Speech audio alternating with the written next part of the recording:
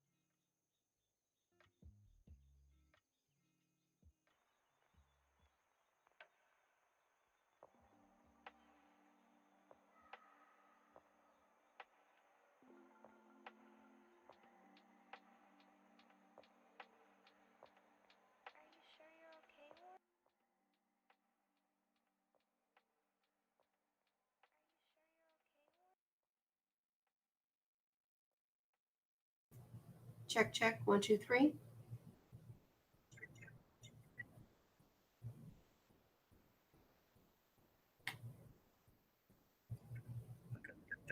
Okay.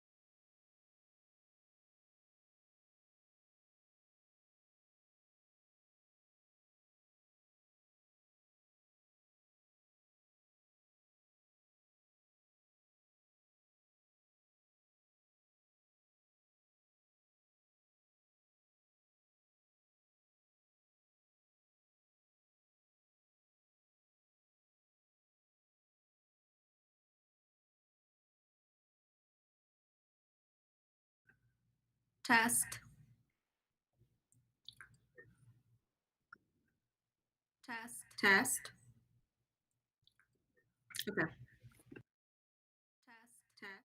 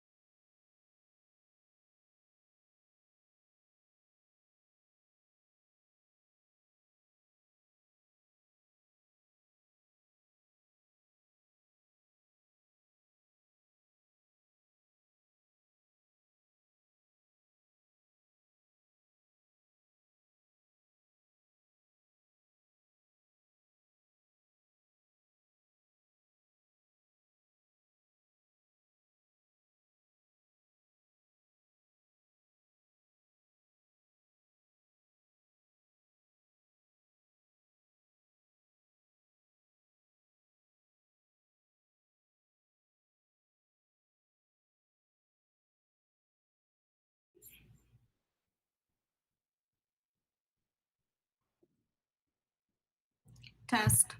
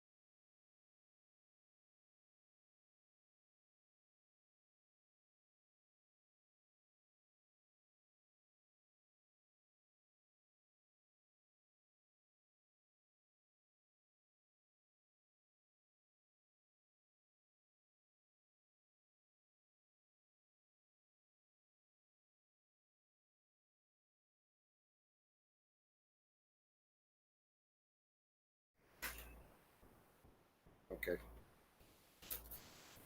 Hello, everyone. Welcome to the regular board meeting of August 19, 2020. The meeting will be reconvening at 5:18 p.m. Please stand for the Pledge of Allegiance. Ready? Begin. I pledge allegiance to the flag of the United States of America and to the republic for which it stands, one nation, under God, indivisible, with liberty and justice for all. Okay, thank you. At this time, item 6.1, Trustee Freeman will give the invocation. Thank you, Mr. President. I'd like us to take a moment to consider the positive things that have happened for us during this trying time. Most of us are still of good health. We're still up and walking around. We have learned to adjust. And I think it is just important enough to accentuate the positive once in a while and not just dwell on all of the problems that we have to deal with. We're all here, we're all alive, and a reasonable degree of health, and I think that we should be thankful for that. Thank you, Mr. President. Thank you, Trustee Freeman. We'll now go to item 7.1 is recess. We will recess the meeting to conduct the regular board meeting of the California Military Institute Charter School. We are now recessing the meeting at 5:20 p.m. I'm going to ask for a roll call to determine a quorum. Trustee Arau is absent at this point. Trustee Garcia? Here. Trustee Freeman? Here, sir. Trustee Nelson? Here. And myself, Trustee Stafford, here. We have established a quorum. All items requiring a vote will be an oral vote for this meeting, followed up with an electronic vote. So now we'll go to item. I'm sorry, President Stafford, the meeting has not been opened yet. I cannot join. Oh, I'm sorry. That's my fault.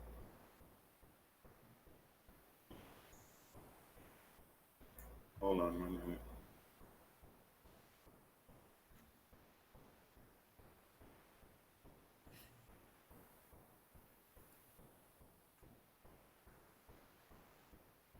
Okay, you see it now? Yes. No, I'm in. Thank you very much. I'll go back. And we don't need a vote on this, correct?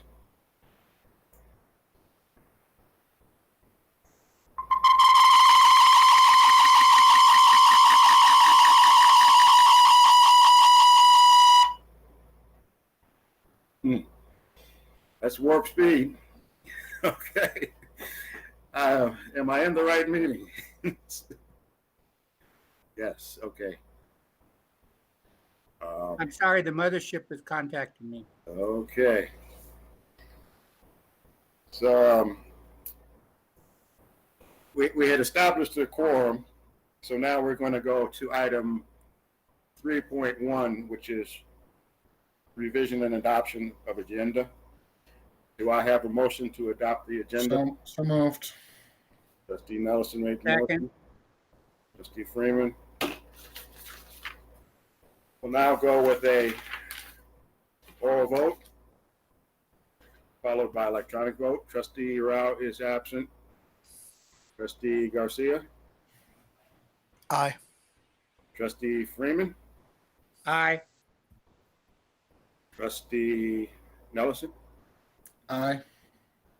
And myself, Trustee Stafford. Aye. So now we can go to the electronic vote, but I'm not getting the green vote section.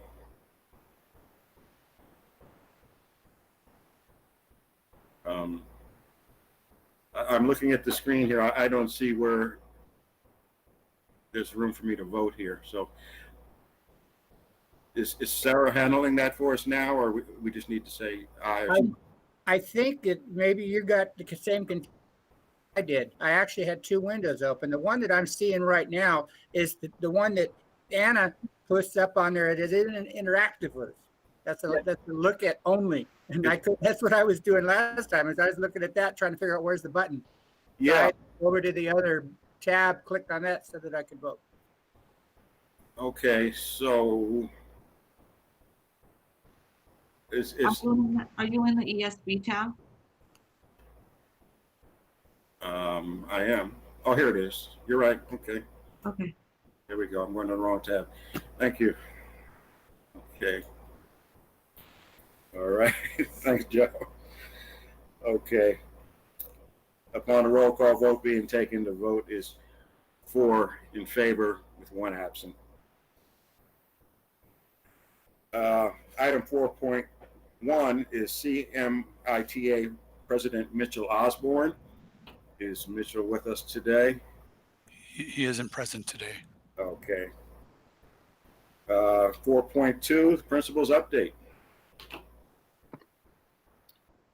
Hi, good evening, Hi. President Stafford, board members, superintendent and cabinet. It is truly an honor and privilege to be able to see you and speak with you this evening. I appreciate what Dr. Freeman said about focusing on some positive things. And I would like to share a couple of positive things that are happening in our neck of the woods. Just starting off with the basics, our enrollment is pretty strong. We're at 1,045 students, which is only 5 short from our very maximum, actually. So we're very excited that our enrollment is continuing to be strong this year as well. We all had some concerns about attendance and how is that going to look on the first day, and I can very happily report that for CMI, we calculated an attendance rate of 98% on our first day. So that is truly a testament to the fact that our students want to be back. They love their teachers and they love their school and they love our district. So I'm really excited with that particular data. Our students and parents are our clients, and we want to serve them to the best of our ability. One of the ways that I try to figure out how best to serve our students is we send out a lot of surveys. We want to get to know how to help them better. And so this year we send out a survey to our students and ask them, how can we make your first week better at CMI? What can we do? And our students responded in great numbers. And what they consistently told us is, hey, can we definitely have more get to know you activities? Can we have a very strong welcome week? We really want to get to know our classmates. We really want to get to know our teachers in this new virtual environment. And so we responded and created a number of different activities by collaborating with our teachers and students. And I can say that that first week was truly a success with our students. One of the things that our staff and students also shared with us is the fact that, and I'll actually read a sentence from one of our students here. He writes, and I quote, "One way you can make my week better is by staying positive all the time, because there are some days when I am not in the best mood and life is difficult. And by seeing someone else positive and energetic, it kind of helps." End of quote. And so one of the ways that we want to support our students, I don't know if we can make this a little bit bigger, but I worked on creating a positive postcard that every student is going to receive from us, from CMI. And so the front of the card is what you saw there that says, "Together we're stronger." And then on the back of the card, there are a number of different positive statements that we're going to send to them. Statements that say things like, "Hey, thanks for not giving up. Thanks for staying positive. We appreciate you. We believe in you," etc., etc. So we want to share this positivity with our students. But we didn't leave it and end it there, because we also want to make sure that all of our employees feel appreciated as well. And so we also created a postcard that'll be going out to them as well. Also says, "Together we're stronger," but it's the bottom one that says, "We appreciate you. Thank you for everything you're doing at our school. School would not be the same without you," and a number of other positive messages that myself and other administrators are going to be sending to our teachers and our classified staff, letting them know how much we appreciate them. These are just some of the ways we're trying to stay connected, stay positive, and share with our employees how much they mean to us. I also wanted to just say how grateful I am for our team. Technology in particular, they're continuing to work with them to support our students who are struggling with Wi-Fi. We're continuing to work and come up with some great solutions on how to support our students. Our education department has been working really hard, collaborating with us to come up with engaging standards-based curriculum that our students and teachers were asking for. And just really grateful for the team that we have. That is my report for this evening, unless there are any other questions. And I appreciate, I know I saw Mr. Nellison come and visit our campus a week or so ago. Thank you for coming by with Mr. Bennett to see the construction that's moving along really nicely. So we're very excited about that as well. Thank you, Mr. Milosevic, and thank you for that message of being positive. It does help. A lot of people don't admit that they're down sometimes, and Very, very true. it does help. So thank you so much. Yes, sir. Have a great school year. Thank you, Congratulations. sir. Okay. Thank you. Okay. We'll see you soon. Okay, we're gonna move now to item 5.1, invitation to address the Board of Trustees on non-agendized items. Are there any public comments on non-agendized items? Mr. Bennett? No comments this evening, Mr. Tepper. Sorry, Dr. Rao was just coming in, so I was trying to let him into the meeting. Okay, we can wait for him. Is he in now or? Yes, thank you, Mr. Bennett. My apologies Okay. for being late. I'm here. Okay. If you're ready now, Dr. Rao, we'll proceed, or we can wait a minute. I am ready. I just need to log into just one second. We're having some. The board.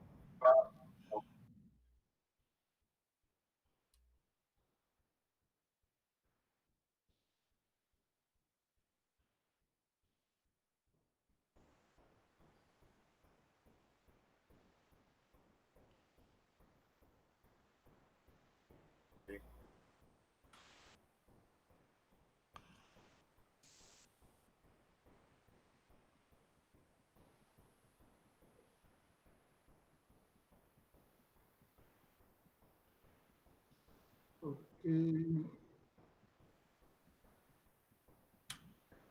Dr. Rao, we're in Okay. the CMI meeting. I Right? joined. Oh, CMI? Okay, I'm sorry. Yeah, 6.1, consent calendar. Sorry. Okay. But CMI. Let me CMI. go to CMI. Perfect. I'm there. Thank you. Okay. Okay, we'll go from here. We're going to go to item 6.1, approval of consent calendar items. Do I have a motion to approve? So moved. Second. Trustee Rao. We'll take an oral vote. Trustee Rao, Aye. Trustee Garcia, Aye. Trustee Freeman, Aye. Trustee Nellison, Aye. and Trustee Stafford. Aye. And everyone can vote electronically.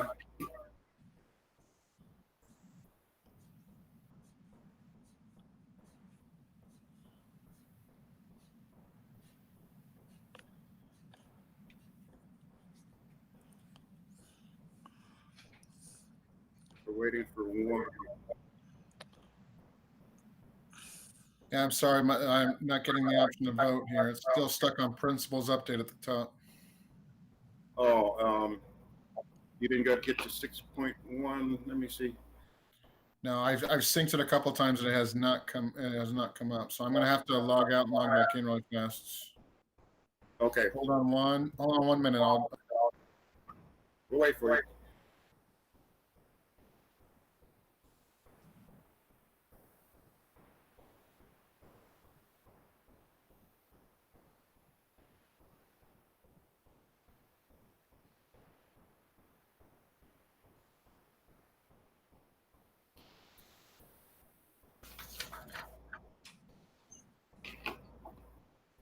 Okay, there it goes. I was able to get logged back in. It should be good.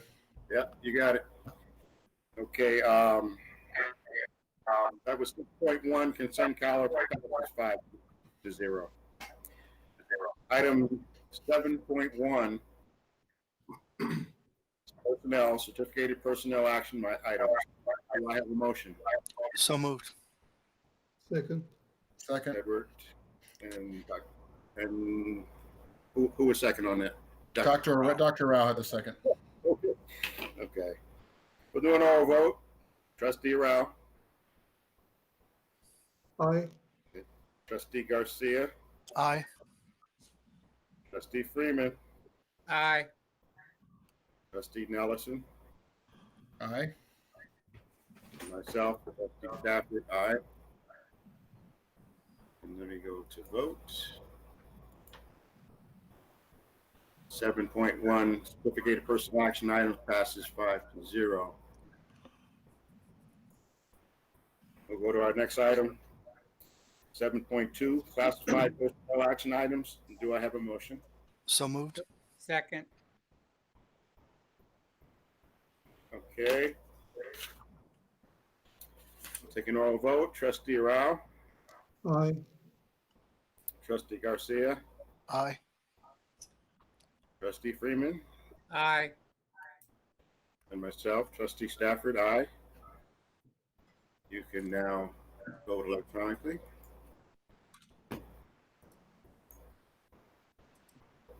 Okay.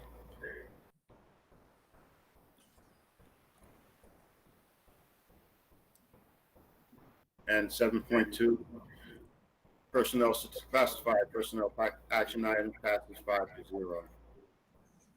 Okay. Our next item is 7.3, personnel. Approval of memorandum of understanding between the California Military Institute and the California Military Institute Teachers Association regarding the 2020-21 instructional practices during the COVID-19 pandemic. Do I have a motion? So moved. You could have it, Mr. Freeman. Thank you. Okay, Mr. Freeman and has the motion. Garcia, Trustee Garcia has the second. I'll second.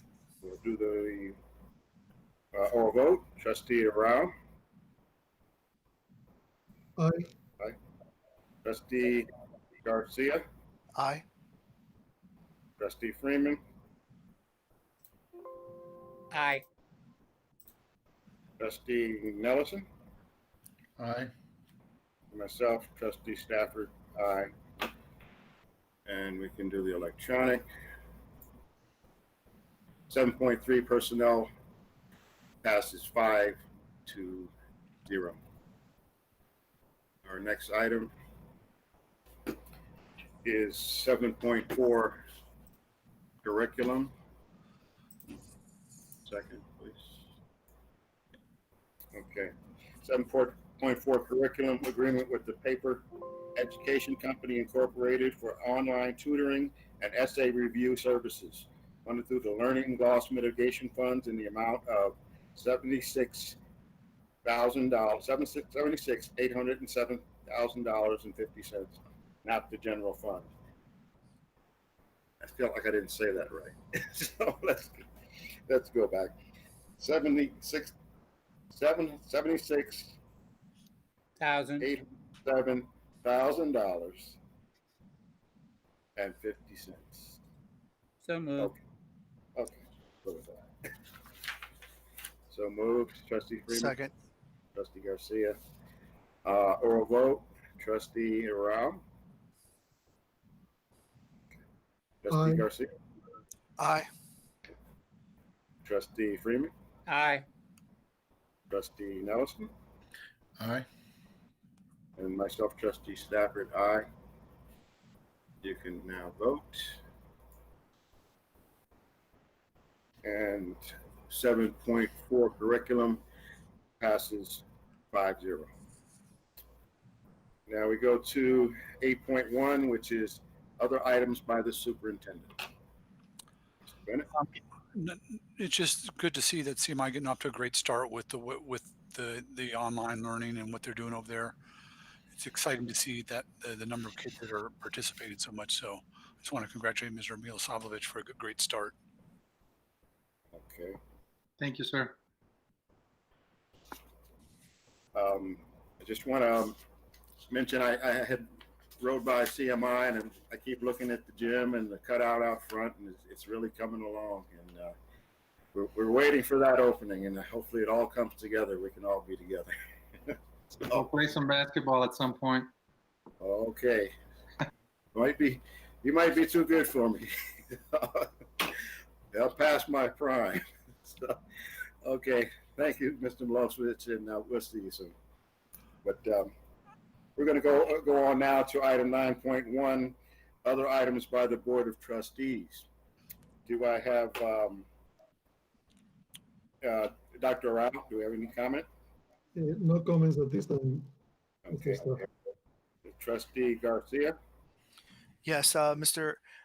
I'm just gonna stick to Milo. I can't get your name right ever, and I'm sorry. But I'm making plans. I do want to come over there and visit, hopefully within the next week. And we're looking forward to the opening.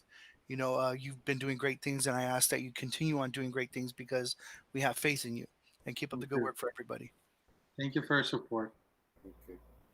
Trustee Freeman? Thank you, Mr. President. I'm going to say, Dr. Nick, I think it's wonderful that you've had such a great response for the students. And one of the things about a gymnasium is they go up there and they put the word up there. It says gymnasium. I'd like to see it say the CMI gymnasium, because then you're saying see my gymnasium. Okay. Okay. I spoke already. Thank you, Trustee Freeman. Thank you so much, Mr. Milosevic, and have a great year. Tony, I'd like to say something. Oh, I'm sorry. I didn't get you, Dave. Oh, I'm sorry. No, thank you though. Dr. Milosevic, I'd like to say thank you for your presentation. I really appreciate it. It was really good to see such a outstanding turnout online. I'm really hoping to see a lot of good things from the campus. You thanked me for coming over. I'd like to thank you for leading the charge here and getting everything taken care of in that school. And it was my pleasure to come and take a look at the school. It's good to see you guys and see everybody getting their equipment for the beginning of school. It was a lot of fun. That gym is coming along really well, and I can't wait for that to be finished. The new drive-through at the beginning at the front of the school, that'll be really good too. That'll be a lot more safe for the students. So I'd like to thank you, and that'll be it for me. Thank you. Okay. Thank you, Mr. Nelson. Okay. Thank you, David. So we're going to close now. Item 10.1 is adjournment of the regular meeting of the California Military Institute for August 19th, 2020. Do I have a motion? So moved. No, second. Trustee Garcia, Trustee Freeman. We'll have an oral vote. Trustee Rao, Aye. Trustee Garcia, Aye. Trustee Freeman, Aye. Trustee Nelson, Aye. and myself, Trustee Stafford, aye. Adjournment passes 5-0. We are now adjourned at 5:43 p.m. So we can switch back over to our regular meeting.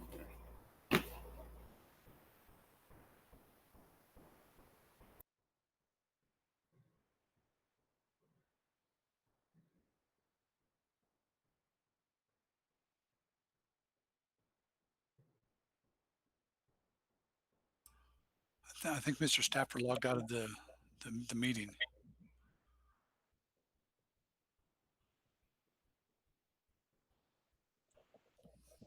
We did. He'll be right back.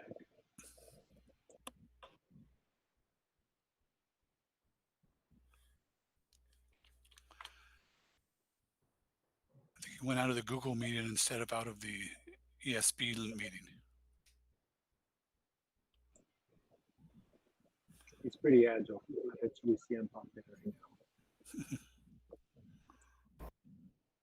Okay. Good.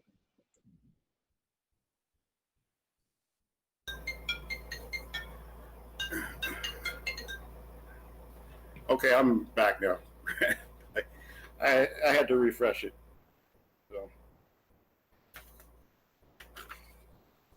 So we're going to go now to the regular board meeting of the Perris Union High School District.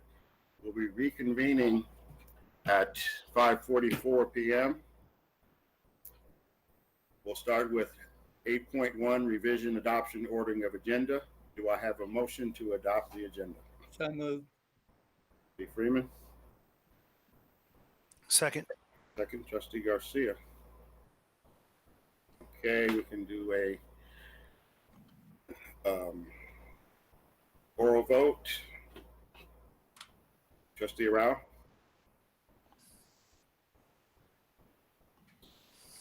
Am I on? Yeah. Did we lose Dr. Rao? No, he's just muted. Oh, Yeah, I'm back. I left the meeting for a few seconds and now the internet connection. Thank you. so we're on 8.1, revision, adoption, ordering of agenda. Okay. And Roll call. I see we need, You're doing the oral vote right now, Tony. yeah. The oral vote. Okay. Yeah, we're doing an oral vote. So Trustee Rao, Aye. Trustee Garcia, Aye. Trustee Freeman. Aye. Trustee Nelson Aye. and Trustee Stafford, aye. And I don't know. Nothing's.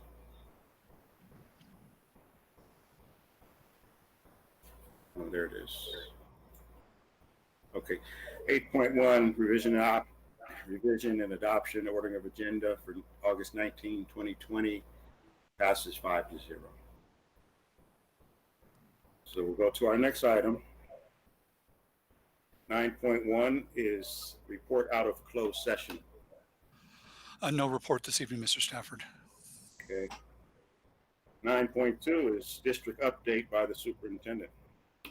Yes, I just have a few things to go over. The first thing I want to share, we have awards we call RAVE awards, which are given to employees that are doing such wonderful things throughout the district and really helping people out and doing great things. I'm gonna let Mr. Skorpanich give these awards out this evening. So Kirk, it's all you. Great, thank you, Mr. Bennett and President Stafford and board. It's an honor for me to share with you some of the amazing things about some of our employees this evening. And so I actually have the privilege and honor to recognize these 24 different individuals tonight, but we're not going to do 24 separate RAVE awards. And you'll see in just a moment.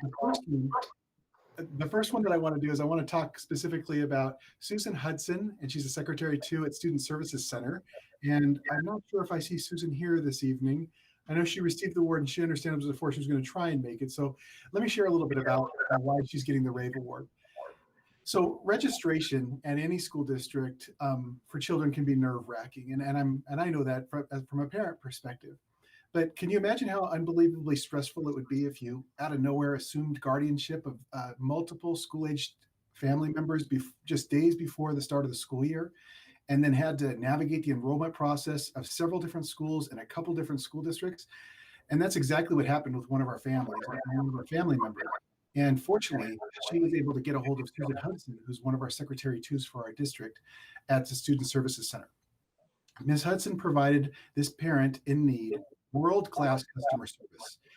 By answering the phone, she accepted the responsibility to ensure that the guardian was satisfied, no matter what the issue was. She helped answer all of our questions, assisted her in the enrollment process for her students within the Perris Union High School District, and went above and beyond to make sure that she had all the information she needed to get her children, the children she assumed guardianship of, enrolled in our feeder school districts as well. The guardian was so impressed that she wanted to contact the district office and rave about her. And so that's what we had the opportunity of doing this evening. So I actually had the opportunity of talking to her supervisor as well and sharing with him this rave. And he said that she always provides outstanding customer service, that this particular incident was not unique at all. In fact, he went on to say that she is amazing. She's friendly with people, she listens and tries to help, and she never forwards phone calls. She handles these situations herself.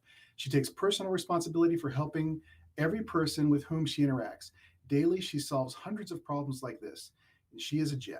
So this evening, we get to celebrate and honor Susan Hudson, Secretary 2 of the Student Services Center, for going above and beyond and providing high quality customer service to a member of our school community. So congratulations, Susan.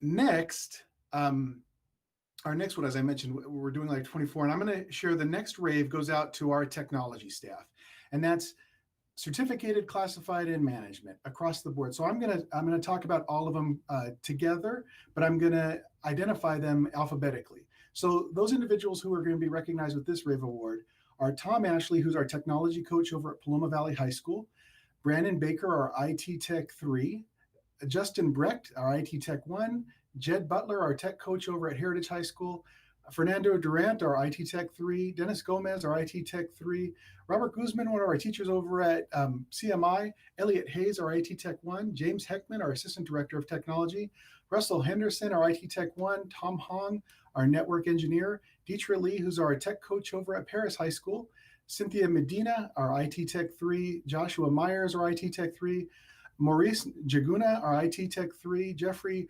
Planadon, our IT Tech 3, Slobodan Stevanovic, our Programmer Analyst, Jonathan Sinnott, our Tech Coach over at Pinnacotti Middle School, Joshua Taus, our IT Tech 3, Francesco Trioli, our IT Tech 3, Joe Williams, our Executive Director of Technology, and Ken Womack, our Systems Analyst. And the reason all of them are receiving the Rave Award this evening is for the following.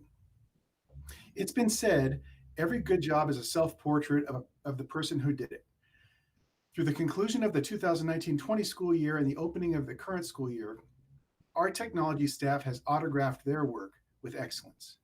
These unsung heroes have worked tirelessly to ensure that students and staff have the devices and connectivity needed to transition to distance learning. They work behind the scenes to make sure our systems are working properly, developing instructional lessons and shells with our learning management system, assisting individuals with unique needs, problem-solving complications, and ensuring student equity throughout the district. They've also been visible, creating and providing professional development for staff to guarantee that students are provided live direct instruction on a daily basis. Furthermore, they've helped teachers create and provide individualized teacher profiles, keeping communication open between staff, parents, and students throughout distance learning. And they've done all this knowing that their job is thankless and their efforts often go unnoticed. Unfortunately, most people don't even think about technology until there's a glitch and things don't work properly, rather than realizing how blessed we are in the Perris Union High School District to be the leaders of technology locally and nationally. Regardless, they champion the integration of technologies at all levels for the benefit of our entire school community. So it is a sincere pleasure and honor to rave about our amazing technology staff. And we have a bunch of them here tonight. We have Jonathan here, we have Jed here, we've got Joe here, we've got, I'm looking at Robert Guzman's here, Tom Ashley's here, Deetra Lee is here, and a whole bunch of other ones. And I think, Joe, did you also have a screenshot of one of them?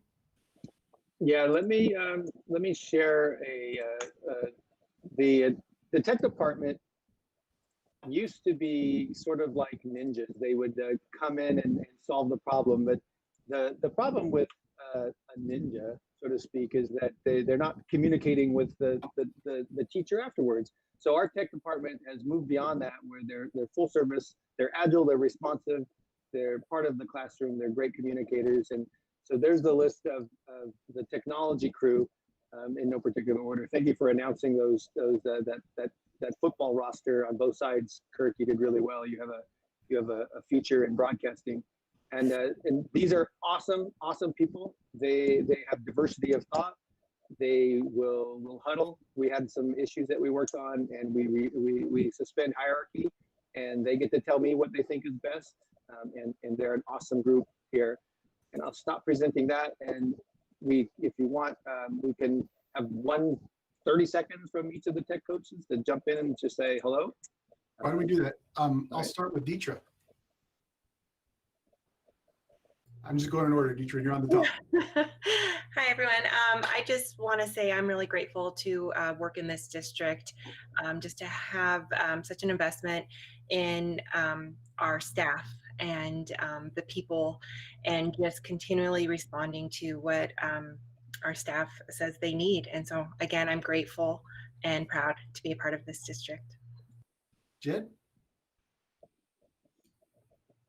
I would say the same. This is a great district, and this is a wonderful job that I love every day, no matter how challenging or joyous it can be.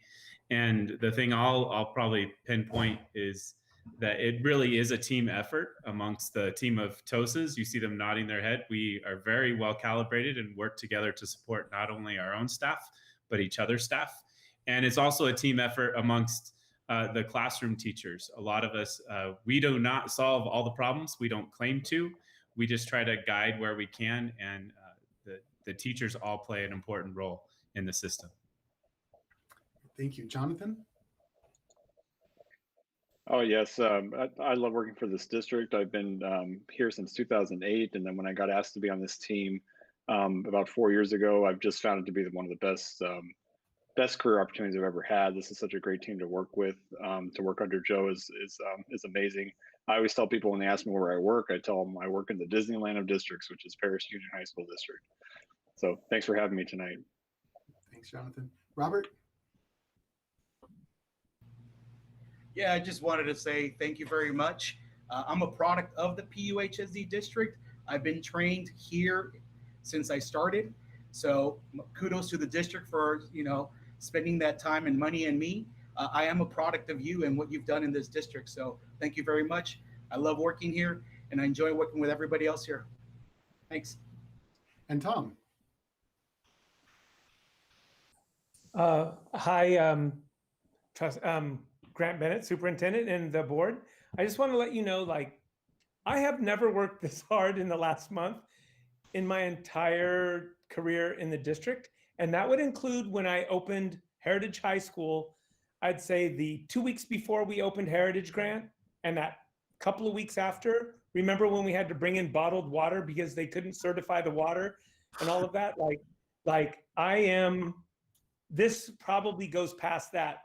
But I will say this, all the tech coaches, we stood shoulder to shoulder with the teachers that were having extremely high anxiety.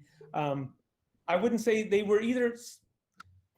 Some of them were on the verge of a nervous breakdown, trying to get ready. Others weren't so psychologically stressed, but they just were. The hours that the teachers are putting in was something to behold. And I'm just really proud to stand shoulder to shoulder with all the teachers of our district to get ready for this. And I think that's why we pulled it off. And I just really take my hat off to the other tech coaches and all the technology department, but also the teachers in our district deserve this award, the work they did. So thank you very much for the recognition. Cool. Thank you, Tom. And then normally what we do is we normally recognize, when we recognize our employees, we give them the certificate and then they get it right then and there. And Joe had shared the photo earlier of his tech staff that had theirs and stuff. Joe's got his right there. So we also made sure that all of them have already received their certificate as well. So we sincerely appreciate all of our amazing staff, and we just rave about all the great work you do. Thank you, guys.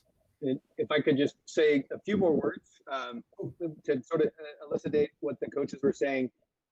As a person who coached teachers myself, a lot of times when you walk in the classroom, what you see is a productive struggle on the behalf of students. And sometimes people would misinterpret that productive struggle like, wow, that classroom's really struggling, but it is a productive struggle. So I can tell you with affirmity that our teachers had some productive struggle, that our tech coaches had productive struggle, and they're growing and they're learning from it. And it is because of the support systems that they have of each other. I'm not going to sugarcoat that some people had a hard time, but we're here to support them. And one of the things I can tell you on the tech side is that I tell tech directors around the country that if they say their help desk statistics are really low, I do tell them that maybe your teachers gave up on you and they're not contacting you anymore. So I can tell you, our teachers have not given up on us. Our students have not given up on us. They have been contacting us, and we've been here to help them. Thank you, Joe. Thank you, Kirk. And thank you to all our tech folk for what they've done to get school started. And that was kind of my next thing I was going to talk about is the start of school. It's went way smoother than any of us could have predicted, I think. The teachers are doing great things with the kids in the classroom, the virtual classroom, and making a difference for the kids. And the kids are showing up. That's what's great to see is the kids keep coming back and they're there in class and they're doing different things. And the teachers have learned so much over just the last couple of weeks to really make a difference in the classroom. So I'm really proud of the way things have started this year in such trying circumstances also. Last week, a couple weeks ago, we received the county of Riverside wants to get masks out to families and in the communities. And we were given about 250,000 masks to give out. And what we thought of is, and Candace and her group came up with is, we were giving them out when we were giving out the food for kids that we figure we want to try to help the kids that have the most need. And those are showing up for the free reduced lunch. We were giving them boxes of masks to take with them to use with their family when they're out and about. So we're really happy about that. The hotspots have just come in the last couple of days, and Joe started a slow rollout today with them to get some kids the power they need to be able to do the classroom assignments at home. We've had some great professional development that week before school started. The tech TOSs that we're talking, we were leading a lot of that. Our other teachers were leading a lot of that, and our ed services team doing so much of that also. And it's great to hear that the teachers are clamoring. They want more. They want more training on technology and how they're using it.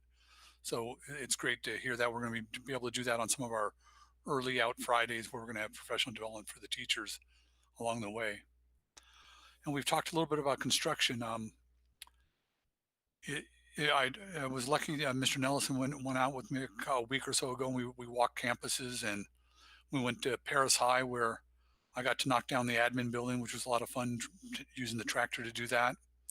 And you go by Perris High now and you don't recognize it from the front there. You can see all the way into the new buildings, and it looks awesome, and I just can't wait to get that finished. But when Mr. Nelson and I were visiting the campus, we did get into a little bit of trouble. We went into the construction area without our helmet on, and someone took a picture of us. So, but we got ratted out, David. I'm sorry about that. But we were able to visit CMI also with the gymnasium and the locker rooms going in, and the new student drop-off area and parking over there, looking great. Mr. Stafford, one of your projects that you were pushing us on, the shade structures up at Pinacati, the new one. So we're great to have that over there to help. We don't have kids there right now, but eventually we'll get them back, and they'll make good use of that. We've been working a lot on Paloma Valley on the projects that are going to be coming up over there with the new multi-purpose room with the culinary program, and putting a swimming pool in over there in between the gyms. It's great. And then a year from now we're going to be looking at opening up Liberty and having students on that campus, and it's great to see the progress that's happening over there. So a lot of great things happening construction-wise, and just glad we got the school year off to a great start, and we'll continue to evaluate whether we're going to stay distance learning or make recommendations to go back to some other form of delivery. And that would conclude my report for this evening, Mr. Stafford, unless there's any questions. Okay, do we have any questions today? Okay. Well, congratulations to all the award winners. Thanks so much for the report, Mr. Bennett. And Kirk, thank you for presenting. And Joe, thank you so much for supporting your people and supporting this entire district. Because everything you really hinges on technology. So really going a long way. So thank you so much. We'll go on to the next item now, which is 9.3, PSEA President Jason Miller. Is he with us today? He is not, but I will cue up his audio. Oh, He sent us a report in, so we'll play that for you. okay.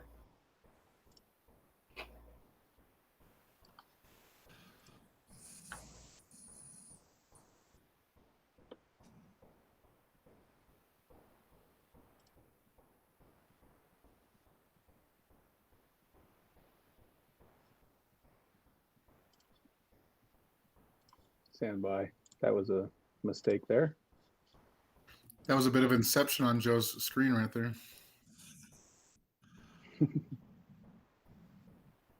That looks like Dr. Freeman. All right, hang on a minute. Sorry about that. No, let me do something else. Let me drag it out here. You need me to come out and help with the technology? Yeah, we're having a great day today.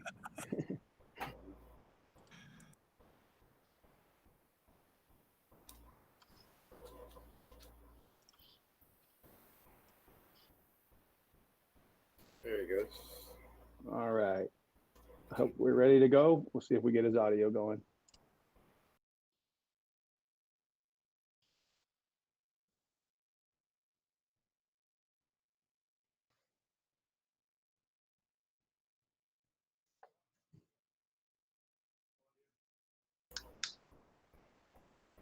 Oh, no audio, Joe.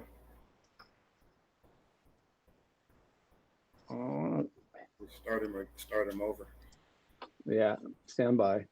Stand by. It's a little. Let me download it. Sorry about that. I played earlier. Stand by.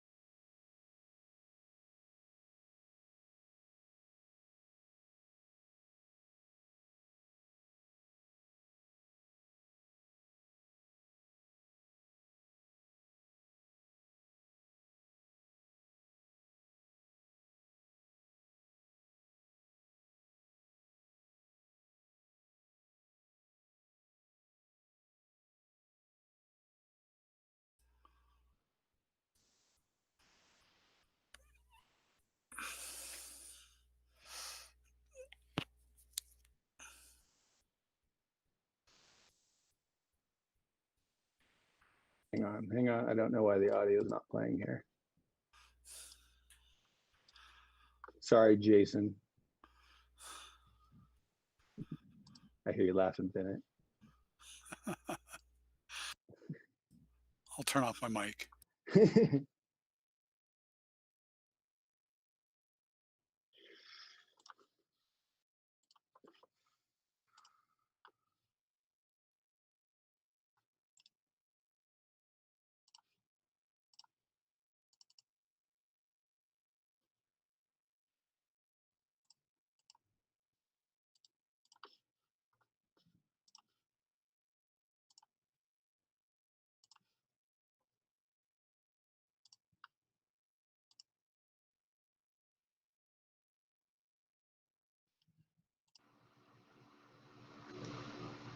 Last week was quite possibly one of the most unusual school openings in the history of school openings. For PSEA members, it proceeded a lot smoother than I had expected. There were, of course, some bumps in the road, but the educators at PUHSD handled the reopening with the professionality that I have come to admire of our PSEA members. PSEA members are working hard navigating this new world of live online learning. What has made it challenging is that teachers have had to switch between different modes of activities with online formats during the live learning time. Another challenge for our educators is that they've had to learn many different pieces of software and technology. When you're in the face-to-face classroom, it is easy to take a quick poll or have students do discussion, share in groups.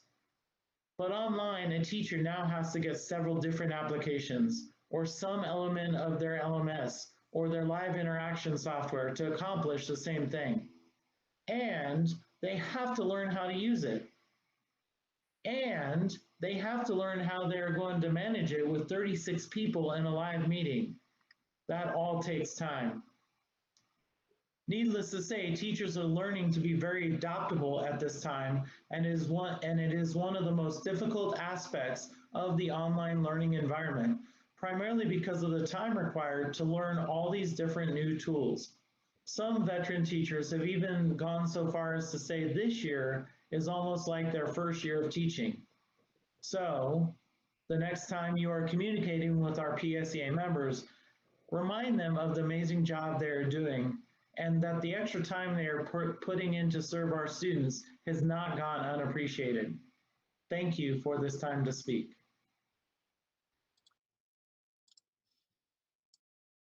All right, I'm not giving up my rave award, but I got through that for y'all. Okay. It happens to everybody. Okay, thank you, Mr. Miller, for that great speech. Letting us know how they're doing. We'll go to item 9.4, CSEA President Josh Rushing. Can you guys hear me? Yes, we do. Okay, good. We'll make sure I don't have any technical issues. Sorry. Thank you for President Stafford,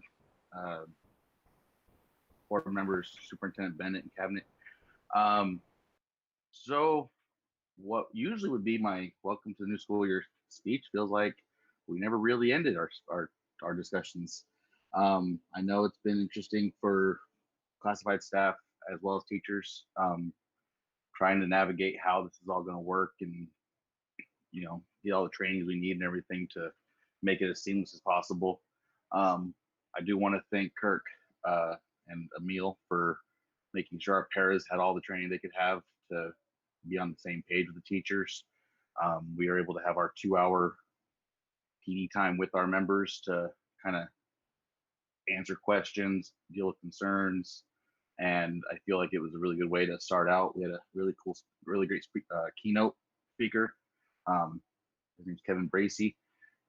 Basically spoke about how classified staff and teachers helped get him out of issues with the law and got him to get his master's and everything else. So it was a really cool way to start the year out. Well, I like to admit I didn't watch the entire July 21st meeting. I think I missed half of it.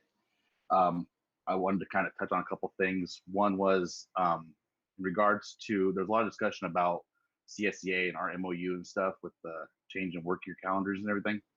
So I kind of wanted to let the board know, like, there's a good 10 to 20 day turnaround between the time we come to an agreement with the district and the time it can get to you guys, just because of CSEA policy that I have to follow regarding, you know, CSEA review of all of our agreements, as well as the ability to vote on them during this time. We have a 10-day window I have to give every member to vote. So as a matter of fact, I have our current MOU that we came to agreement on the 31st. I just got it back, I want to say Monday.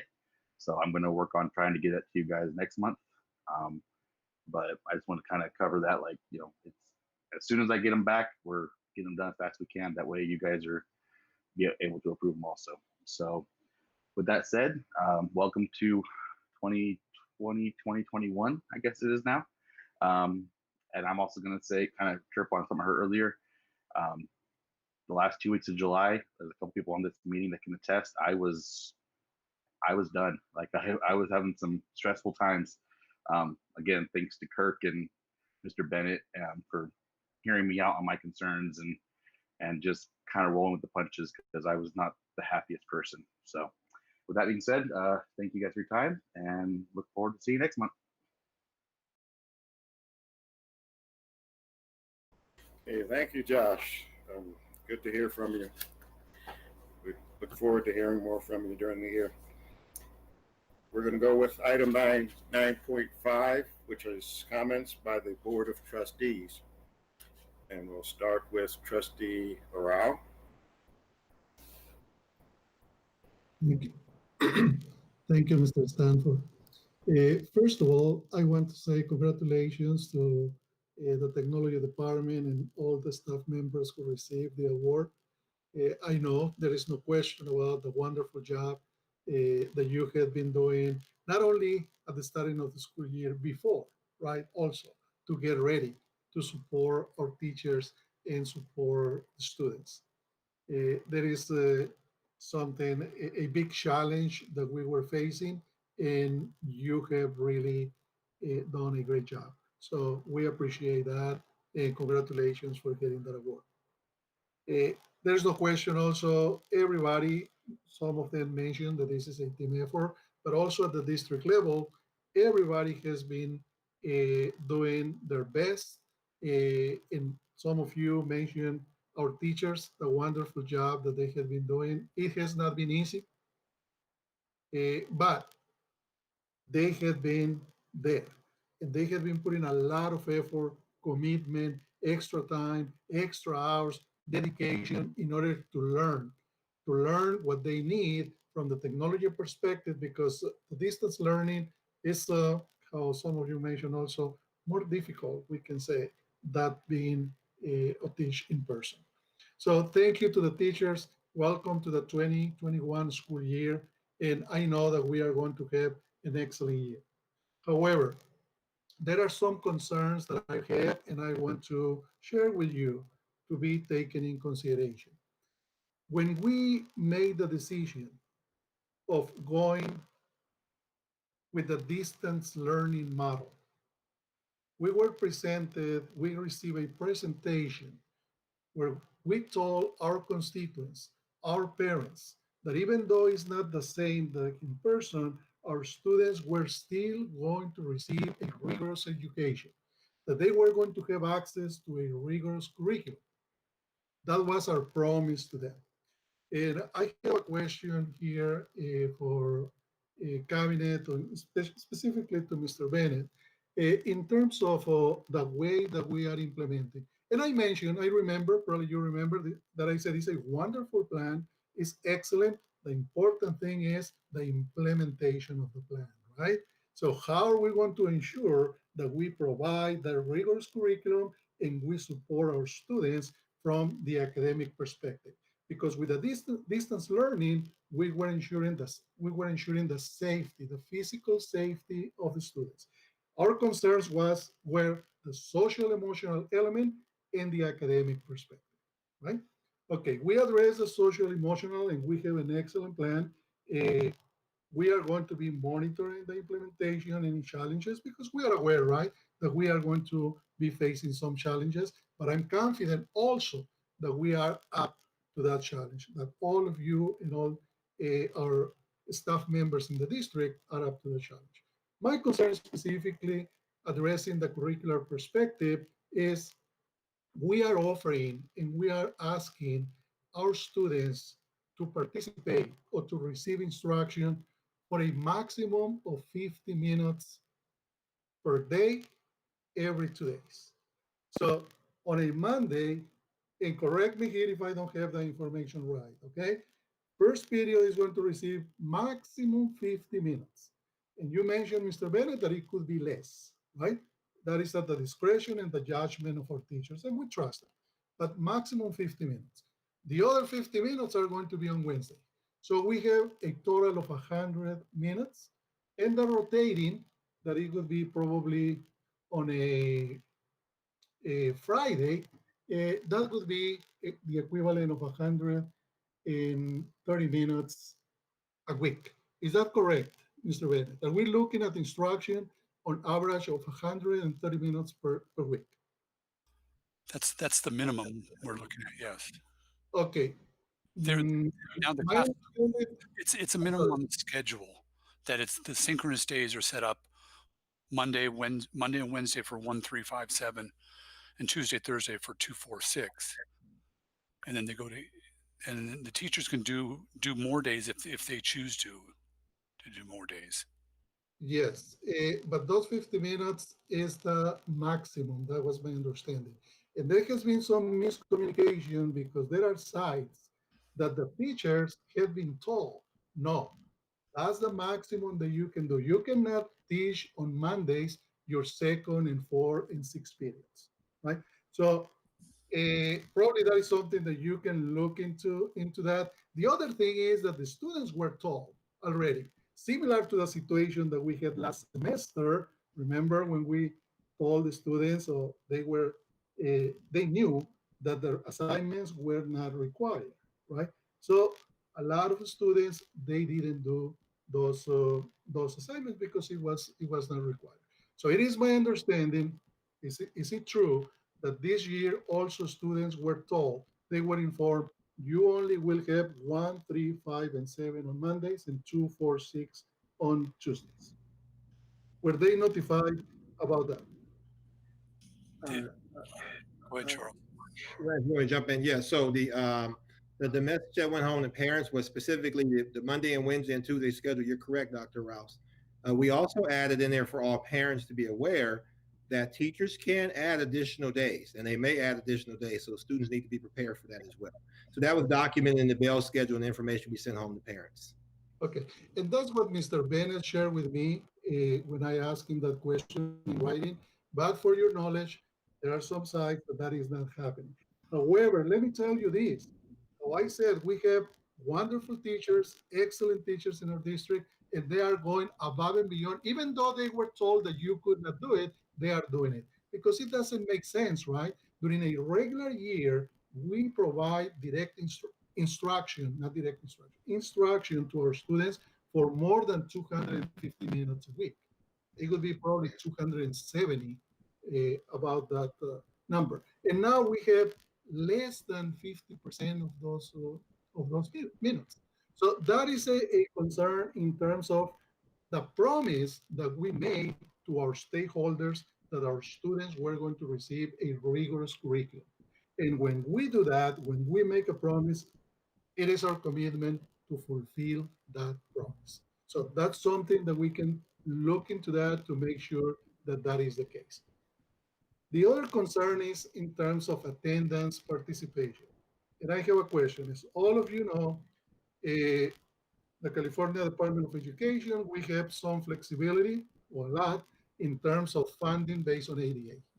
However, it is my understanding that students, they can go directly into IC, into Infinite Campus, and mark themselves present, that it is not even considered attendance, it's just participation. So a student can go, I click Jose Arauz is here present, I'm not required to show my face, I cannot be in the class. Teachers continue to call on those students for participation to answer questions, and the students are not there. Is it true that the teachers don't take attendance and the students, they can go directly to where the teachers used to take attendance in a regular year, that they mark themselves present? Yeah, Dr. Ralph, yeah, you're correct, but that was worked out specifically to help the burden on teachers in regards to take and roll. And so what the process specifically is, students are allowed to go in only during the specific hour that class is in session. During that class is in session, they do check in to notify us that they're there, because part of the process in our previous model, we weren't able to determine where our kids were at. So we allowed students to go in during the hour the period is in session only and mark themselves there that they're checking in and they're working on the assignment. On the back end, teachers are to go in and confirm that kids are working, and they can actually mark kids absent if they're not showing up in the face-to-face session. So part of the process was students can check in, but teachers were going to check in on the back end. They were going to do a confirmation that kids are present in those sessions, and they can go in at any time and mark that student absent if the student is not showing up in the live session. That was specifically designed to ease the burden on teachers in regards to taking roll. It's just like any other class where kids come in, they check in, they can sign in. We have kids sign rolls all the time, and we take that and we take attendance from that. So that's the process that we built in in regards to helping teachers. And we worked on that collaboratively with some of our teachers in terms of how we set that up to support the process of taking roles and check-ins from students. Okay, so it is true that the students do that. But you mentioned that it would be easier for the teachers. If we really look in depth, it's more work for them. Because if I'm teaching Math 1, and I have the assignments of only 19 students, then I need to go into 36 that they mark themselves present, and then I need to look again and compare both lists. Well, that is another thing, but that is just a concern that how we are implementing, because many times, Dr. Newman, it's the structures that we have there, right? The structures that we have in place. And the direction of this comment is in terms, is this really representative of fulfilling our commitment of providing our students with a rigorous education? You know, so those are the concerns that, from my perspective and some community members, that might not be the case, and I'm concerned that we said something and we might not be doing it, right? So we are going to continue to monitor this, because that was a promise. That's what we said in public, right? We are going to see a continuous monitoring of the implementation of the wonderful plan that we have, but now we are seeing some things, and nothing is perfect. Don't take me wrong, right? We understand that there are things, but it is important, in order to address the issues, to identify the issues, and then we can look into that to see if it makes sense to address it, reconsider, or see what we are going to be doing. Maybe an input from the staff. How is that working? How is it working? Is this really in the best interest of the students? So those were the two things, because it was kind of strange to me that a student could have access to QSangle, not QSangle, Infinite Campus, right? And they mark them present themselves. And even though the teachers have that prerogative to override it. So that was the only concern, something to keep in mind, and remember to continue to be to monitor that. And in terms of that, Mr. Bennett and Dr. Newman, I can tell you that there were some situations where teachers were specifically told, no, Mondays you should not be teaching period 2, 4, and 6, only these ones, even though they wanted to do it. And you have AP classes, it doesn't make sense, that if I used to teach in an AP class or in an honors class, even 250 minutes sometimes is not enough, right? So we have less. We are facing the challenge of distance learning, and that's what I wanted to share. So thank you for your attention. Yeah. Okay. So this is Dr. Ralph. I just real quickly check in again in regards to the statement about synchronous instruction. The direction was giving that if there's a Monday session, because it sounds like, I just want to make sure we're clear. If there's a Monday session for synchronous instruction on period 1, 3, 5, and 7, there was directions given for teachers not to change those dates, meaning they can't say we're going to do it on Tuesday instead. They can ask additional days, but we need to stay within the limitations of daily live interactions. And the way we did that was saying 1, 3, 5, and 7 would take place on Monday and Wednesday, and then 2, 4, and 6 would take place on Tuesday and Thursday. We need to be consistent in that category. So there might have been direction given that they couldn't change the dates, but they could add additional days if necessary. Yeah, and that makes sense, Dr. Newman. I understand that. It makes perfect sense. Just for you to be aware that might not be or have been the case in some cases. However, I know also that a lot of teachers, they are still doing it. They are teaching 1, 2, 3, 4, the 7 periods on Monday and the 7 periods on Tuesday. Okay. Thank you.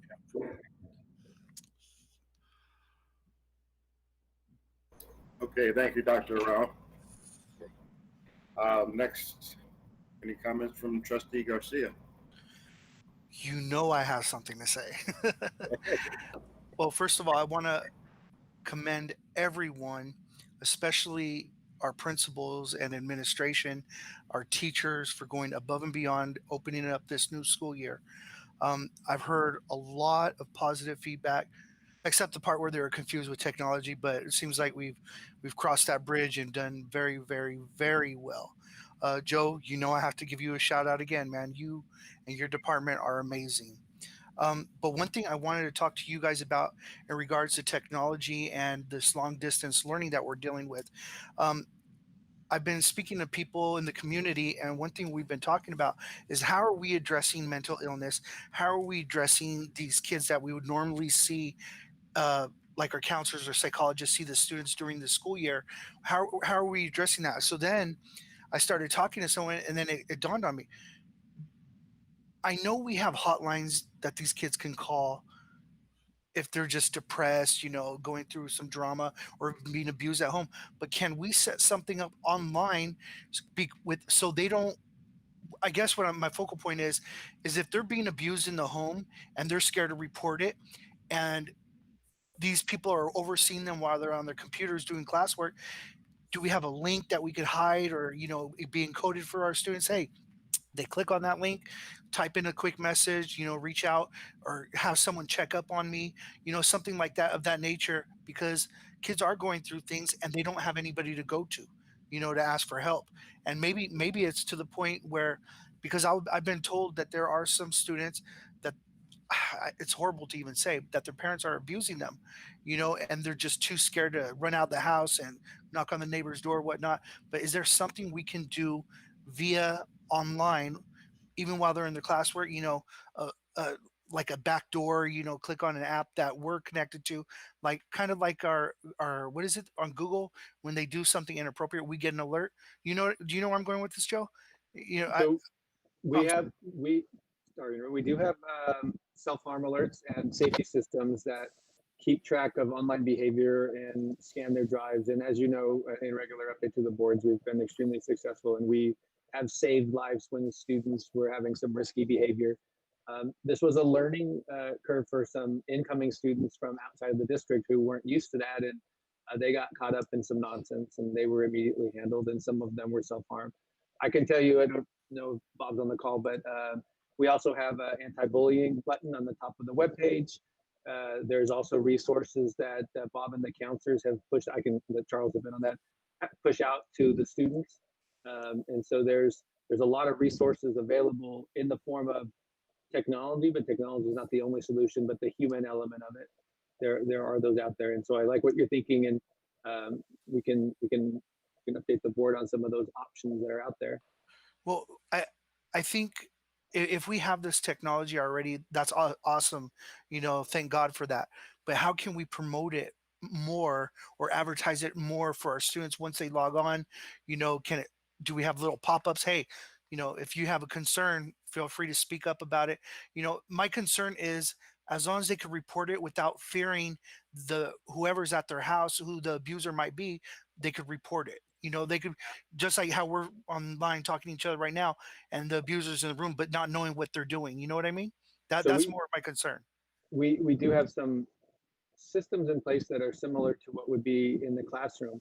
For instance, if there was of course, teachers and staff members are mandated reporters. So if there's some instruction going on or some questions, they're required to do that, and we could recap on mandated reporters.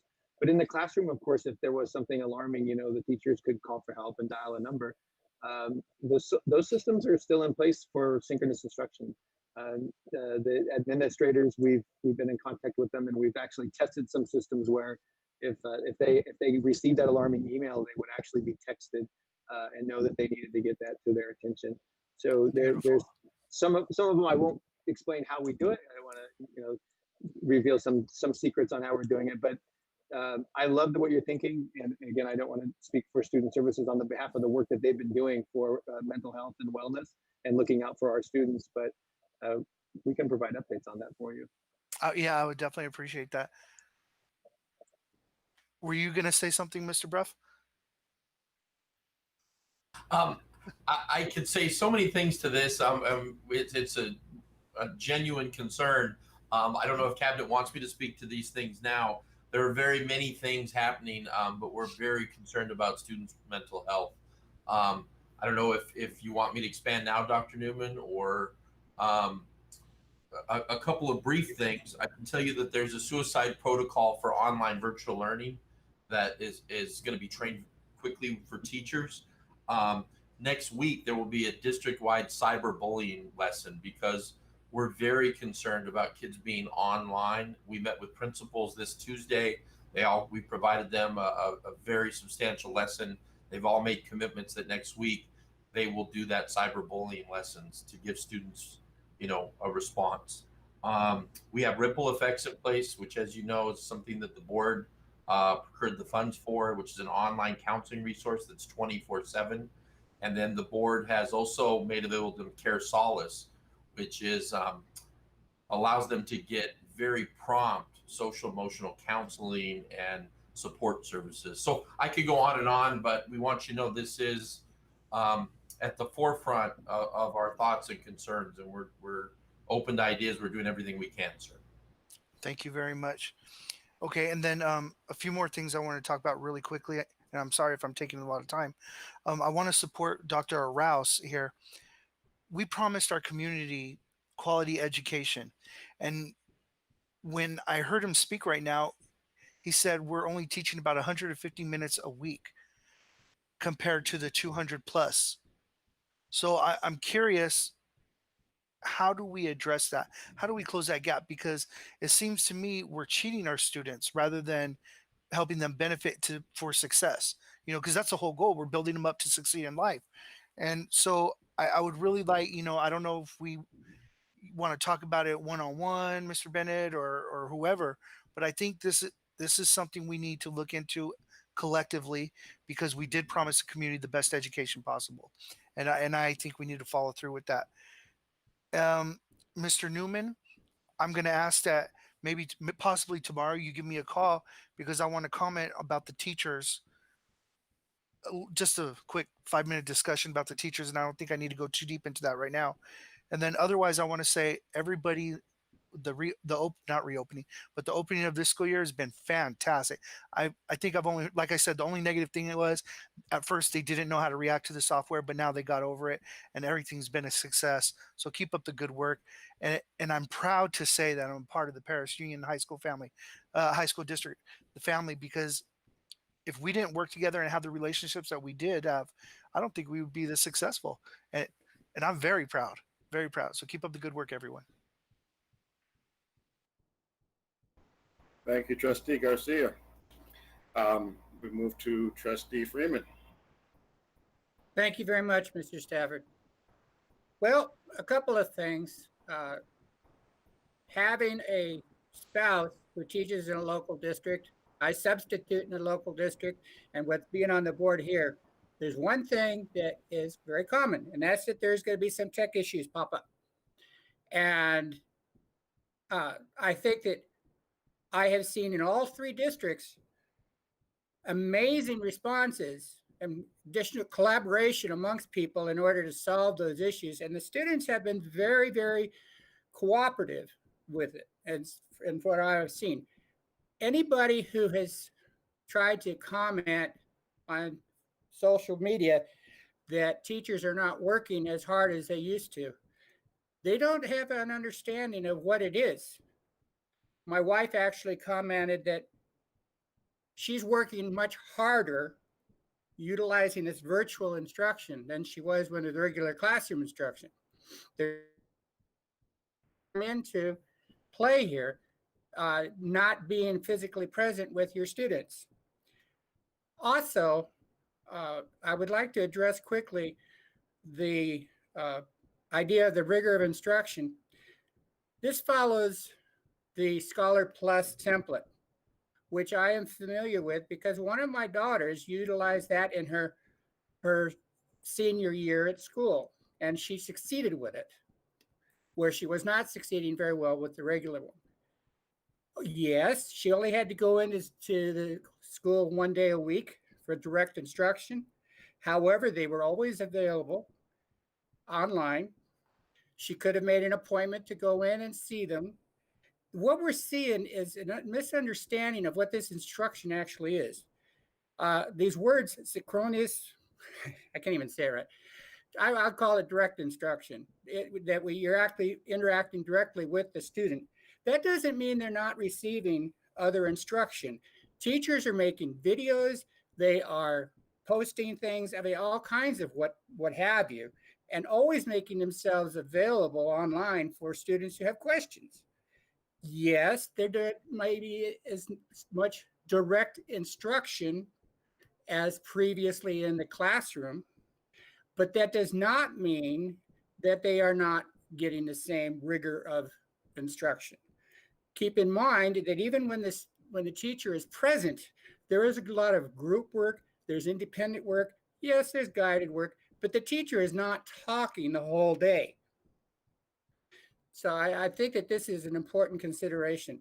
Finally, I have to say I'm disturbed a little bit that the time for trustee comments is being utilized for question and answer sessions. I don't think it's appropriate. I think it should be dealt with in another way. We should be talking about things that we're doing, seeing, whatnot, but this goes on, and this is stuff that just really, I don't think it was intended to be used as a question and answer session. That's just the way I feel. Thank you. Okay, thank you, Dr. Freeman. Move to Trustee Nelson. Have any comments? Yes, thank you, Mr. President. I would like to also echo the sentiments from my previous board members' comments that everybody who had a rave award, they well deserved. The technology departments, I know they're working overtime right now, doing everything to keep everything running smoothly, and I really appreciate that. Joey, make sure your team knows that we really appreciate their work. I would also like to say I think that the start of the school year has gone better than we could ever have expected it to, considering the circumstances. We had absolutely no clue what was going to happen, and it's been running really, really well. I am a little concerned, just like Dr. Rouse said, about the amount of instructional hours, but like Mr. Freeman said, this is really not the time for us to have a full discussion about that. So I'm going to hold off on that. But I did want to say that I did walk around with Mr. Bennett and saw some amazing things going on in our district. And we walked through the Perris High School campus, and I was amazed at how quickly the front building had come down. It took years to put up, and it took pretty much one day to tear down. It was crazy. I'm really jealous of the fact that Mr. Bennett got a chance to drive that crane and tear down some of the stuff. That would have been pretty fun to do. But everything around the campus, the campuses are looking great. The construction everywhere is progressing nicely, and I really enjoy being able to see everything, and I really hope everything goes well for the rest of the beginning of the school year. So those are my comments. Thank you. Okay, thank you, Trustee Nelson. Myself, I just want to congratulate all of the teachers for sweating and getting through the new technology and learning the new way to communicate that we've been pushing everybody to do, but we all back away from it. And it's just hard to get everybody to buy into that. We have to keep progressing. We get new cars that do new things. Everything has to change, and we have to keep up with it. One of the consequences of this, this virus is made us learn new ways to adapt and to be able to use the resources we have. So thank you so much for the teachers really sweating it out, technology supporting them, all the custodians and security guards and everyone that works, support staff. And they work different schedules now, and their schedules have to be changed, and they don't know when they have to work, and they're at ease with, well, what do I do with the kids, and what's going on? There's a lot of change in everybody's life, so we have to really keep communicating with our neighbors, and it really works. I talk to my neighbors, and I've heard some things that concern me, and I just want to wish everyone well, and the students, please reach out and find that place you're going to maybe need now, even if you don't need it now, just know where it is. We heard all those details in presentations that Student Services and Dr. Newman provided us that information. Maybe we can push that out, like Trustee Garcia was saying, again, some way to kind of alert them that that's there, because we know it's there, we do, but might sink into that hole. You know, it's very easy to do, and we don't want to lose anybody. So it's a big concern. So thank you, everybody. I thank you for your effort, and it's been a pleasure working with you, and I really look forward to seeing how the year comes out, and then just keep pushing on. So with that, we're going to move on, and let's see where we are. Okay, so now we're going to go to 10.1, invitation to address the Board of Trustees on non-agendized items. Are there any public comments for non-agendized items? No comments this evening, Mr. Stafford. Okay, thank you, Mr. Bennett. Go to 11.1, consent calendar. Approval of consent calendar items. Do I have approval? Do I have a motion to approve? Moved. Second. Trustee Nelson, Trustee Garcia, approve consent calendar items. We'll go for, before we vote, is there any comments on any items Yes. on consent calendar? Yeah. Mr. President, I would like to say something. We have an unusually large number of consent items, and I would just ask that Mr. Bennett kind of give everybody a brief explanation of what constitutes being put on the consent calendar and why there might be so many. It's not like we're trying to gloss over anything. I just think that it would be reassuring that we have a little explanation for people about the large number of them. Mr. Bennett, would you like to Well, comment? it's the time of year when we're renewing contracts with that. We have yearly contracts that we keep bringing people back. So consent calendar items are items that are just normally functions of the district, and looking at renewals. So, and they're usually in June that we have this big group of them. But because of all this, the way the year was going, and we're looking at budget to try to make sure that the dollars that we're spending are being spent properly, that we pushed it until August. So that a lot of it is renewals of contracts with different businesses, and a lot of them we have a lot for colleges that are working with us with student teachers and things like that. Okay.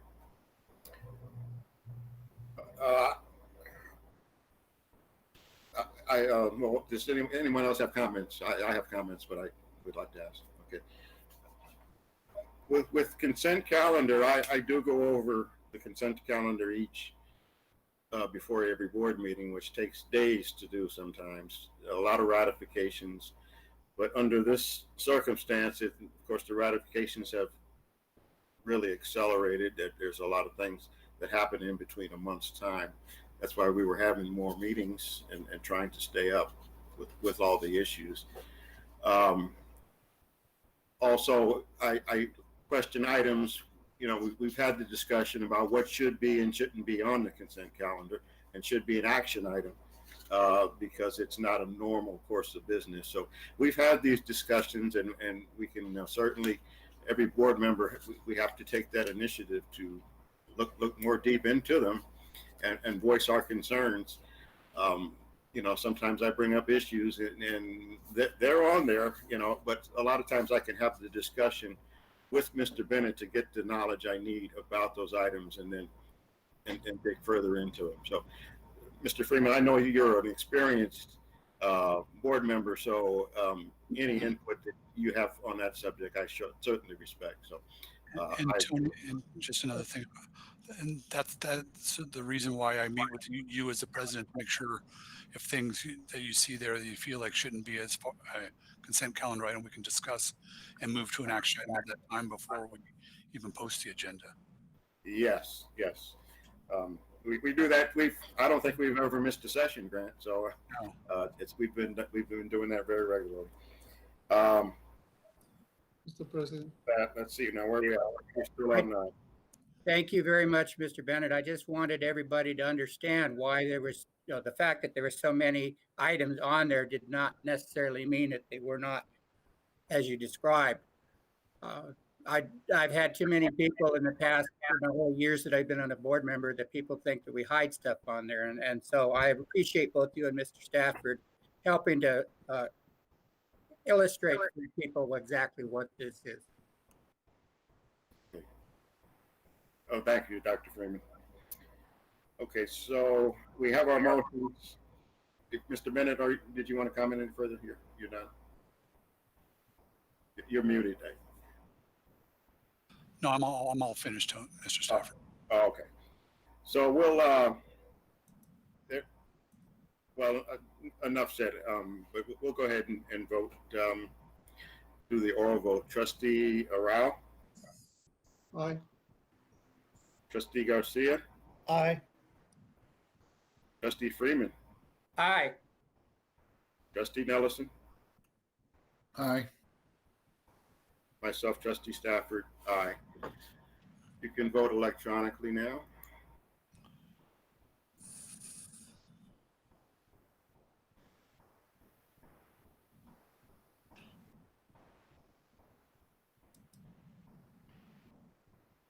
Item 11.1 consent calendar passes 5-0 in favor. Next item is going to be our district equity update, item 12.1. And who do we have that? Sounds good. Well, first off, good evening, President Stafford and the board. I think what we want to do today was come to you with an equity update. In specific, we're reviewing our equity policy. I know last year there was a request to review our equity policy, and so we want to make sure that continues to remain in front of us, the work that we're engaged in, and looking at everything through the lens of equity. And I know Bob is going to be leading our presentation today. So Bob, if you can pull up the presentation and share your screen, so we can get ready to roll. There you go. All right, we're ready to go now. There we go. Okay. So with that, I have Robert Bruff, our Director of Pupil Services, is joining us. Julie Zero, our Director of Curriculum Instruction, and Dr. Cassandra McNair, our Coordinator of Special Education, should be joining us today. And so if you can go to the next slide very quickly, Mr. Bruff. It's there? Yes. It's there. I got you. All right. Okay. So this is our board policy. I think last year we walked through kind of our board policy, and I think specifically highlighting, because it's long, I didn't want to read the whole board policy to us, but at least identify kind of those kind of big ideas that we had that I felt very important in regards to equity. And so one of the things it talks about is that the governing board believes in just the importance of equity, and that equity is integral to the district's vision, mission, and goals. And it's important for us to meet the needs, and I kind of highlight the needs of the most marginalized learners. Just need to be our focus, and then the commitment to equity as a district, that we're committed to equity and really focused on the resulting outcomes. If that's confusing, I can read the entire policy for us. I mean, you can let me know, President Stafford, if you prefer me to read it, because I like to highlight the short a little bit, but if you want me to read the whole thing, I can. No, you normally send us this electronically. So if you continue that policy, that works for me. You don't have to. Okay. But if you can leave it up long enough, so if someone wants to read it, or okay, how do other people have access to that so they can read it? Right here, yes, we'll get this over to you. We'll get this over to you for sure. Okay. Well, I'm more concerned about the public. I know you always send us the presentations, but they'll be able to access this also, right? You know what? We can make this available. What we've done in the past, I think Dr. Freeman requested the presentations that we presented over the past few months, that we post them on the website, and I'll go over some data a little later about the website that we created. But we can post this information on the website as well for parents to see on the website that we created for parents as well. Okay, that would be great. Okay? All right. Yeah. And so just that next paragraph talks about just the importance of actually, you can back up, Bob, a little bit. Yeah, there you go. So the second paragraph here talks about the importance of to eradicate institutional bias, and so kind of the work that we're doing, and then That last part I highlighted was the district shall proactively identify class and cultural biases as well as practices and policies and institutional barriers that negatively influence student learning, perpetuate achievement gaps, and impede equal access to opportunities for all students. And so that's actually in our board policy in regards to the work that we're doing. In that last paragraph, this is directly from the board policy, and it talks about the importance to ensure that equity is the intentional result of district decisions. The board shall consider whether this decision address the needs of students from racial, ethnic, and indigenous communities and remedy the inequities that such communities experience in the context of a history of exclusion, discrimination, and segregation. So that is our board policy, which I feel like is a very strong policy in regards to the board's commitment to equity. If you go to the next slide, Mr. Ruff, and this is kind of the strategies that are laid out inside of the board policy. And so there's specifically 9 specific strategies that are laid out. And this is the presentation we presented back in November to the board. It had all these were on separate slides, but for the sake of time, I didn't want to have 9 additional slides and go through this just for the sake of time. But at least number 1, it talks about to routinely assess student needs based on the segregated data. And so kind of looking at the needs of our kids, and you see some specifics underneath there. Analyze expenditures and allocating financial and human resources for all students. Under there is the specific practices that we have in place. Number 3, the third strategy is enabling and encouraging students to enroll and participate in extracurricular courses, advanced college preparation programs. And we list some specific strategies underneath there. Number 4 is to build a positive school climate that promotes student engagement, safety, and academics. And the specifics are there as well. I specifically highlighted, as I'm going through this, we're going to go a little deeper for you in 3, 8, and 9. Just kind of keep that in mind. I'm just giving a brief overview of what those strategies are that's listed within the board policy. Number 5 is to adopt curriculum instructional material that accurately reflect the diversity among our student groups. Number 6 is providing and collaborating with local agencies and community groups to ensure the availability of necessary supports, services for our students in need. Number 7 talks about the importance of promoting the employment and retention of a diverse staff. Number 8, providing district staff and ongoing research-based professional learning, culturally responsive instructional practices. And then number 9 is conducting program evaluations that focus on equity and address the academic outcomes and performance of all students on all indicators. And so what we wanted to do tonight, particularly, was just to highlight a few. So we will highlight number 3, number 8, as well as number 9. And so Julie Zero, she's going to kind of walk us through the work we've done with just creating those that access to advanced courses. Mr. Grupp's going to walk us through number 8 and the work that we're doing with navigating differences, the training and kind of preparing for that. And number 9, Dr. McNair is going to walk us through the preparation this year for us to conduct the equity audit and bring that back to the school board probably toward the first of the year. So at this time, I'm going to hand it over to Mrs. Zero, and she's going to walk us through kind of the work we've done with access to college and career. All right, good evening. I'm excited to be able to talk to you all about our strategy number 3, which is really focused on the area of college preparation programs, increasing that rigor when it comes to our college prep type courses like dual enrollment and advanced placement. One of the things that we've spent a lot of time over the last 5 years really focusing on is breaking down some of those barriers that hold kids back from being able to challenge themselves in college readiness type courses. Prior to about 5 years ago, we had barriers of prerequisites or grade point averages that were kind of limiting the access for students. And we've worked really hard over the last 5 years to remove those barriers for students to allow access to any student who is wanting to challenge themselves with those higher level college type classes. A couple of things that I want to highlight in regards to those areas that we've spent a lot of time working on is our dual enrollment program. That's something that continues to grow year after year. I'm extremely proud of the work that our team has done this year in regards to the enrollment. Our enrollment numbers this year, we have 841 students enrolled in our dual enrollment and concurrent enrollment classes. That's an increase of 43.6% from last year, which is really exciting considering the situation that we've been in and the process that our counselors have to go through. Our college and career counselors have to do quite a few steps to get our students enrolled in the college classes that generally have a lot of face-to-face interactions with students, and they have done an amazing job of navigating that hurdle and increasing the number of students that are accessing our dual enrollment programs this year. In addition, our AVID numbers, which is always a focus of ours, is to continue to improve the students that are in our AVID programs. The AVID program really focuses on closing that achievement gap, breaking down those barriers as far as the students having access to college classes, but also encouraging students to challenge themselves with more rigorous classes, encouraging the A to G completion so that our students do have an opportunity to take that step to go to a four-year university. In addition to the advanced placement classes, we have 24 AP courses that are offered district-wide with 2,040 students. That number is pretty consistent with last year, which is really encouraging to see that that number is consistent from last year.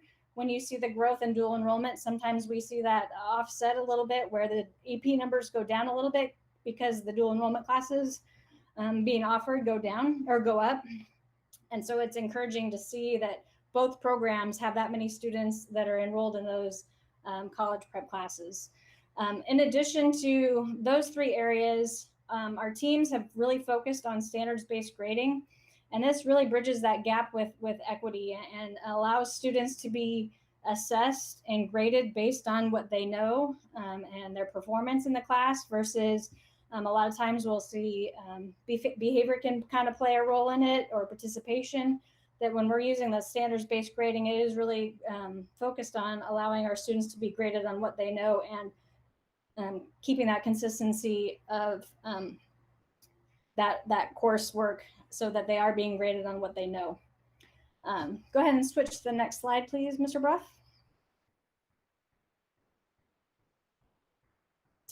And this slide I'm really proud of because this is a lot of the work that you as a board did last year for us in regards to creating that equity for all of our students and the access to college and the financial aid for college.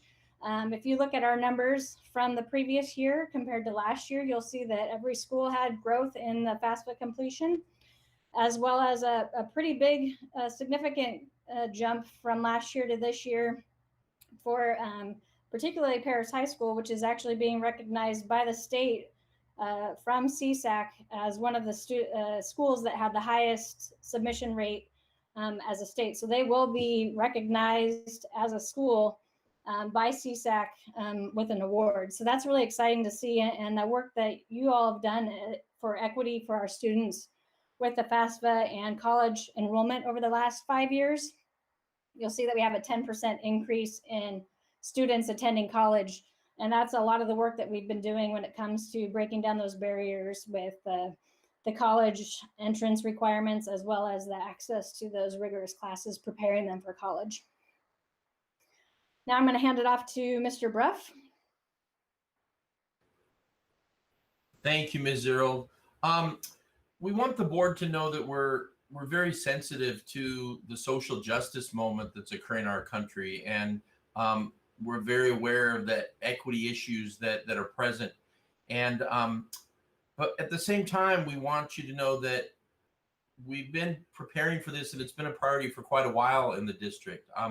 Last fall, Perris Union High School District sent a team of 9 staff members through a 3-day training at Riverside County Office of Education. The 9-person team included administrators and counselors from all sites. And the team was picked to be very diverse in terms of gender and race. We were very intentional through Dr. Newman's leadership about how we created those teams. We attended a 3-day training in navigating difference, which is curriculum that comes out of the Washington State University. And those 9 individuals, after we went through the training, conducted 3 more days and became trainer of trainers so that we could implement the training in our district this year. So we felt that we were very ahead of the game, and we were aware of equity issues, and we were ready to go when this acute social justice moment occurred nationally. Those 9 individuals didn't just go to the training, they became part of a permanent equity team that met regularly throughout the summer. That team worked to plan and roll out navigating difference training that I'll speak to in a moment throughout the district this year. for employees across positions, all employees. Unfortunately, COVID-19 has been a setback. This is cultural diversity training is very intimate training. You need to be very present with people. People need to open up and discuss and share. You can imagine we've been talking today about the challenges of creating any instruction online, but these very intimate, open discussions are very difficult. So the University of, or Washington State University, we were on a training with them last week, and they are trying to come up with a way to make this a very substantial training, but also keep that intensity and intimacy. So we're working with them, and as soon as we get the green light, we're anticipating rolling this out district-wide this year. A little bit about what the training is. It's about becoming more aware of our own personal and organizational cultures. It's about examining how our personal and organizational cultures affect our ability to work across differences in both negative and positive ways. And it's about building skills to increase our competencies in working with others who are different. And what that all boils down to is we have staff members encountering students from all walks of life, all nationalities, all ethnicities. They really, it encourages them to be sensitive. And we need this more than ever in this moment for all the reasons that Mr. Garcia spoke to earlier, with our students being so in danger emotionally. It's important to also say what this training is not. It's not about specific cultural groups. It's not about trying to change people's personal or political values. It's not about blaming or fault finding. It's not about creating guilty or angry situations. It's about openness and understanding and appreciating the beauty of the diversity that our students bring to the classroom. So we're really, truly excited about rolling this training out. We have a very dynamic team. And as soon as we get the clearance to do this training virtually, we will begin implementing it across the district. Now I am going to hand it over to Dr. McNair, who is going to talk about some equity audits.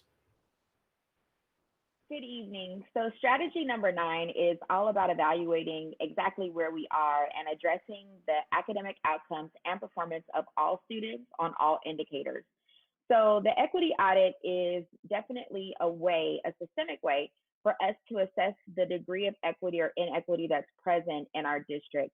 And so the equity audit that we will perform will extend our conversation about equity for all students and then provide us with a comprehensive model for evaluating our current systems while providing a blueprint for improvement, working towards eradicating any institutional bias and eliminating any disparities and educational outcomes for students from historically underserved and underrepresented populations. So this first semester of the school year, we are going to examine and compare our site enrollment data and our site demographics data, where we're answering those questions like who our students are, what are their backgrounds, what is their socioeconomic status, looking at site suspension data, our student placement data and programs, just to examine the programmatic equity, especially looking at our special education populations, our English learners, and other underrepresented groups, just to ensure that as we are looking at our data, that we don't ignore any of those underrepresented groups. Also looking at the number of suspension days by site, the site expulsion rates, and even staff demographics. And all of this information is going to be disaggregated by race, ethnicity, socioeconomic status, as I stated, cultural backgrounds, and then also compared with each data point so that we can see where the equities or the inequities do exist. The next slide, please, Mr. Bress.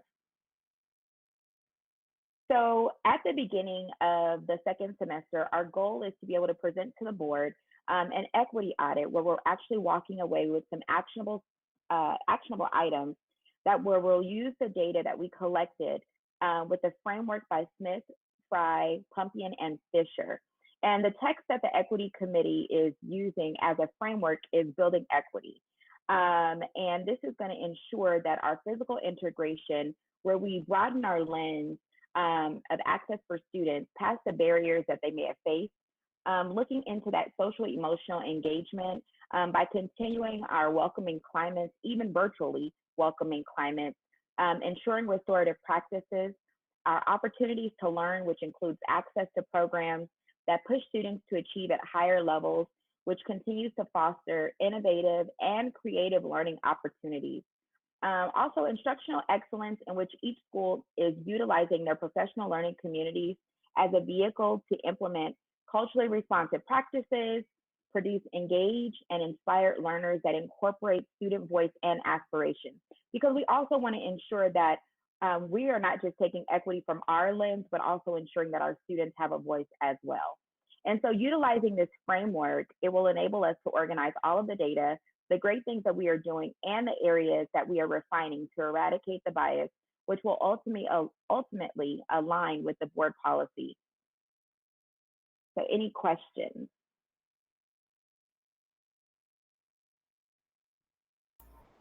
Do we have any questions at this time? Okay, we can keep going. Okay. There you go. Okay. That concludes our presentation tonight. So we will be bringing additional reports back to the board, giving you updates as we go through the process of creating the equity audit that Dr. McNair talked about, as well as the updates throughout the year, ensuring that we make that connection with our board policy as we're presenting data to you as well, to kind of make those connections with the different strategies that we're addressing as we're bringing information to the board throughout the year. Okay, Dr. Newman, I do have questions, but they're more direct. Mr. Bruff, you're a former, let's just call myself or yourself, civil servant, right? And the pathway for kids to get there, I see here, a lot of kids get left out and they don't get involved at the right time to make it down that pathway. They either they show up too late, or they didn't know about it, or you know, those type of jobs. And I would imagine that's what's addressed is addressed in here. Also, when you say equity, that's really equity. When someone can get that same position that he couldn't in his own city for the last 20 years, and that's equity. Working where you live, you know. Absolutely, and again, I think that's why Dr. Newman's leading us to always look at the academic as well as the social emotional and those access points. I mean, Dr. Newman and I talk regularly about the largest thing we can do for equity is make every student a strong reader and thinker. And so when they have that moment to get that job or that opportunity, that they have those skills and they have the confidence to really acquire it.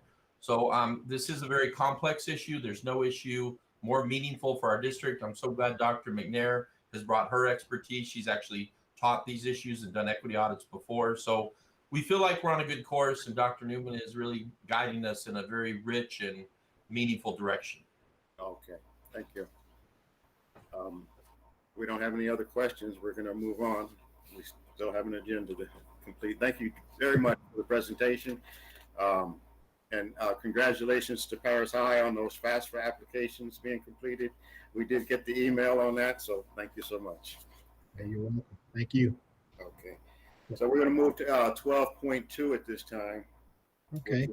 Distance learning update. Right. So once again, we want to make sure we continue to provide updates about how things are going with distance learning. And I believe Julie's driving for us today. She's driving our presentation for us today. So Joe, our executive director of technology, Joe Williams, will be joining us as well to provide just an update about how distance learning went. And then Julie Zero, she actually headed up a lot of the professional development for us. So we're going to have her share specifically some of the work that we did with professional development to prepare for the school year. So as soon as we're up and running, we're ready to rock and roll. There we go. Okay.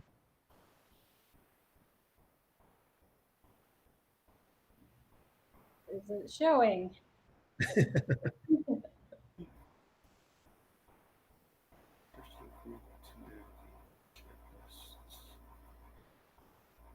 Is it not showing on your end? It says it's showing on my end. No, I can see it. You just have to go back to the first slide and then hit presentation mode. Right now, it's on. I believe it's on the second slide, the third slide right now. Oh, okay. Sorry about that. Yep. There we go. We're up and running now. Okay, cool. So if you can click to the second slide, Julie. So over the past few weeks, specifically, we were talking about some access issues and what were those foundational components that we need to ensure were in place to build what we were calling instructional continuity that would allow students to transition from face-to-face instruction also to online instruction. So we went over teacher web pages. That was a big principle that we spoke with you about. We talked about the importance of Canvas as a launch point, giving kids a roadmap. In addition to that, we talked about Google Classroom, ensuring all teachers had syllabus in place, and then also have their online learning tools. And so this was kind of the framework we used probably about a month ago when we came to the board. And so all of our training and preparation was driven by kind of this vision here. And so what we're going to do is Julie's going to kind of begin the process of walking through what that training looked like. And then we also have some direct feedback from teachers in regards to their experience and what they got out of the training as well. I know Joe also has a lot of data to share with us as well in terms of the usage reports that we're having and what we're looking at from students, as well as some pictures to share with us of some of the wonderful work that our teachers are doing. So at this time, I'll hand it over to Julie and she can get going. Yeah, good to be able to talk to you a little bit about this. It was really exciting to see the whole process of the professional development this year with our team. Obviously, it looked way different than it has before. But the instructional coaches with the tech coaches did an amazing job of putting together our professional development for our teachers. And as far as what we really focused on, we focused on 3 areas out of the 7 different areas that we have on our instructional continuity checklist. And I'll focus most of our time on those 3 areas. And that was communication, digital relationships, and technology skills. And that was really to help support our teachers launch this digital distance learning process with our students and our families. And being really clear with that communication was really important to us. And just like Dr. Newman mentioned, our focus areas really revolved around making sure that students had access to what they needed to be successful.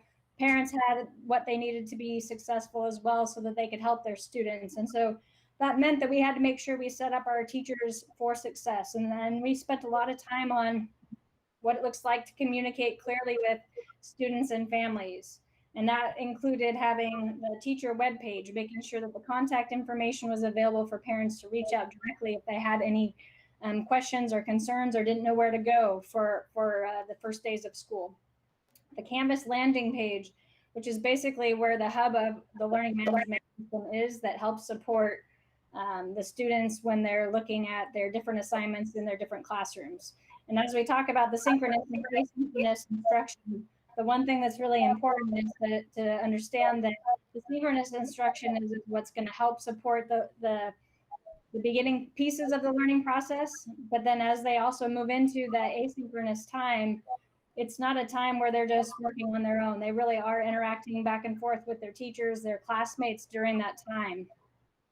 And so making sure that students would understand how to navigate, whether they're using Google Classroom or Canvas, how to navigate the system that each of their teachers are using. And I saw some amazing work done by the teachers as far as setting up their Canvas pages and really, really setting up students for some high-level instruction in a much different format. And I really saw teachers coming together and collaborating. I would say just kind of like what we've heard from all the board members at the beginning of the board meeting is if we look at taking advantage of a scenario like this and really making ourselves better. And I would say that teacher collaboration is probably one of the things that we should be celebrating the most is how our teachers are coming together and really collaborating to help each other improve their instruction and work smarter, not harder, as they go through this process. The other thing we also asked of teachers was to have a course syllabus, and we created a checklist to help support teachers as they put together their syllabi to make sure that they were really including some of the most crucial things to make sure that students understood what the expectations were, parents understood what the expectations were, and they were ready at the start of the year knowing what those expectations were. The focus areas that we really looked at when we were doing the professional development is we started with the first days of school. This is a module out of the playbook that our instructional coaches and tech coaches attended before school started. And when we look at the first days of school, we're used to being face-to-face with students and having those interactions and being able to do activities that build that culture in the classroom and get to know our students. And so this looks much different from that virtual setting. And so we took them through some steps, some processes, some strategies that help support what those first days of school look like in the virtual setting. So for example, some of the things that are most important is how do you set up those norms and procedures in your classroom? You know, we've all learned through this process of using this virtual setting that there's certain norms that we should make sure that we're following, as well as setting that tone for students to follow. You know, when to put your camera on, when to turn your camera off, when to mute your mic, when to have your mic on, were really important things, making sure that teachers understood how to set those norms up for the classroom so that there was a understanding across the board for what it looked like during that synchronous instruction, what those norms look like during asynchronous instruction, and how to ensure that there's respect within the classroom as well from the virtual setting. The other aspect that we really spent some time on was building relationships and how to build relationships in a virtual setting. And we had some instructional coaches that did a really great job of demonstrating some team building activities, relationship building activities for our students in that virtual setting, and allowing students to kind of navigate what that would look like from day-to-day instruction. Some activities, and I know Joe's going to talk about some of the things that were taking place in the classrooms, but it was really fun to see how teachers were creating scavenger hunts for students on their Canvas page. It might be also on the district webpage. They did some scavenger hunts for students, so students really learned how to navigate what that looked like. And we had a really great success as far as a whole different presentation mode for our professional development. We did a live stream that we had 250 people on that live stream at one time watching the PD, and then we had breakout groups for teachers to choose and drive their learning as far as what areas they really wanted additional support in. And so they had a variety of different choices on what they could attend. And just some of the statements that our teachers made from the professional development, they said how well organized it was. They loved the variety of options that they had. They liked the structure, that they got to drive their own learning. The presenters were knowledgeable. There was actually some flexibility too in what they got to attend during that time, and they all thought that our TOSAs were fantastic. So it said a lot about our instructional team and the work that they've been doing. They've been working their tails off over the summer, knowing what this would look like as we came back in distance learning, but they had to be on their game, and they came very well prepared to show up to this time.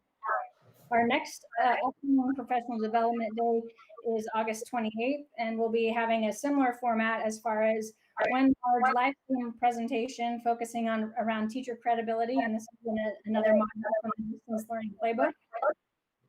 And then we'll also have small breakout sessions that will be specific to what teachers need, and that's based on the feedback coming from teachers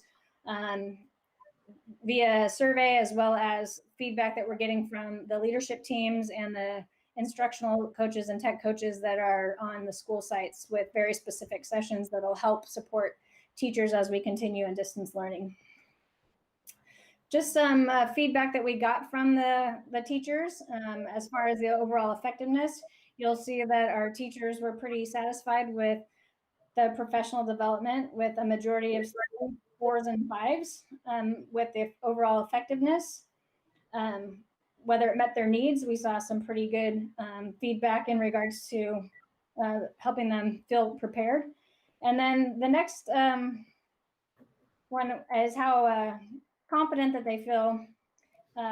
That's where we know that there was a lot of uncertainty going into it, and we understand that we want to continue to support them, but also they felt more confident after the PD than they did before the PD. So that was very encouraging to see as well. So I'm really excited to see the work that the coaches are doing and what they're doing on the school sites, even not during our professional development days, but they're in the trenches and working really hard right now, working with teachers and supporting them through this distance learning process.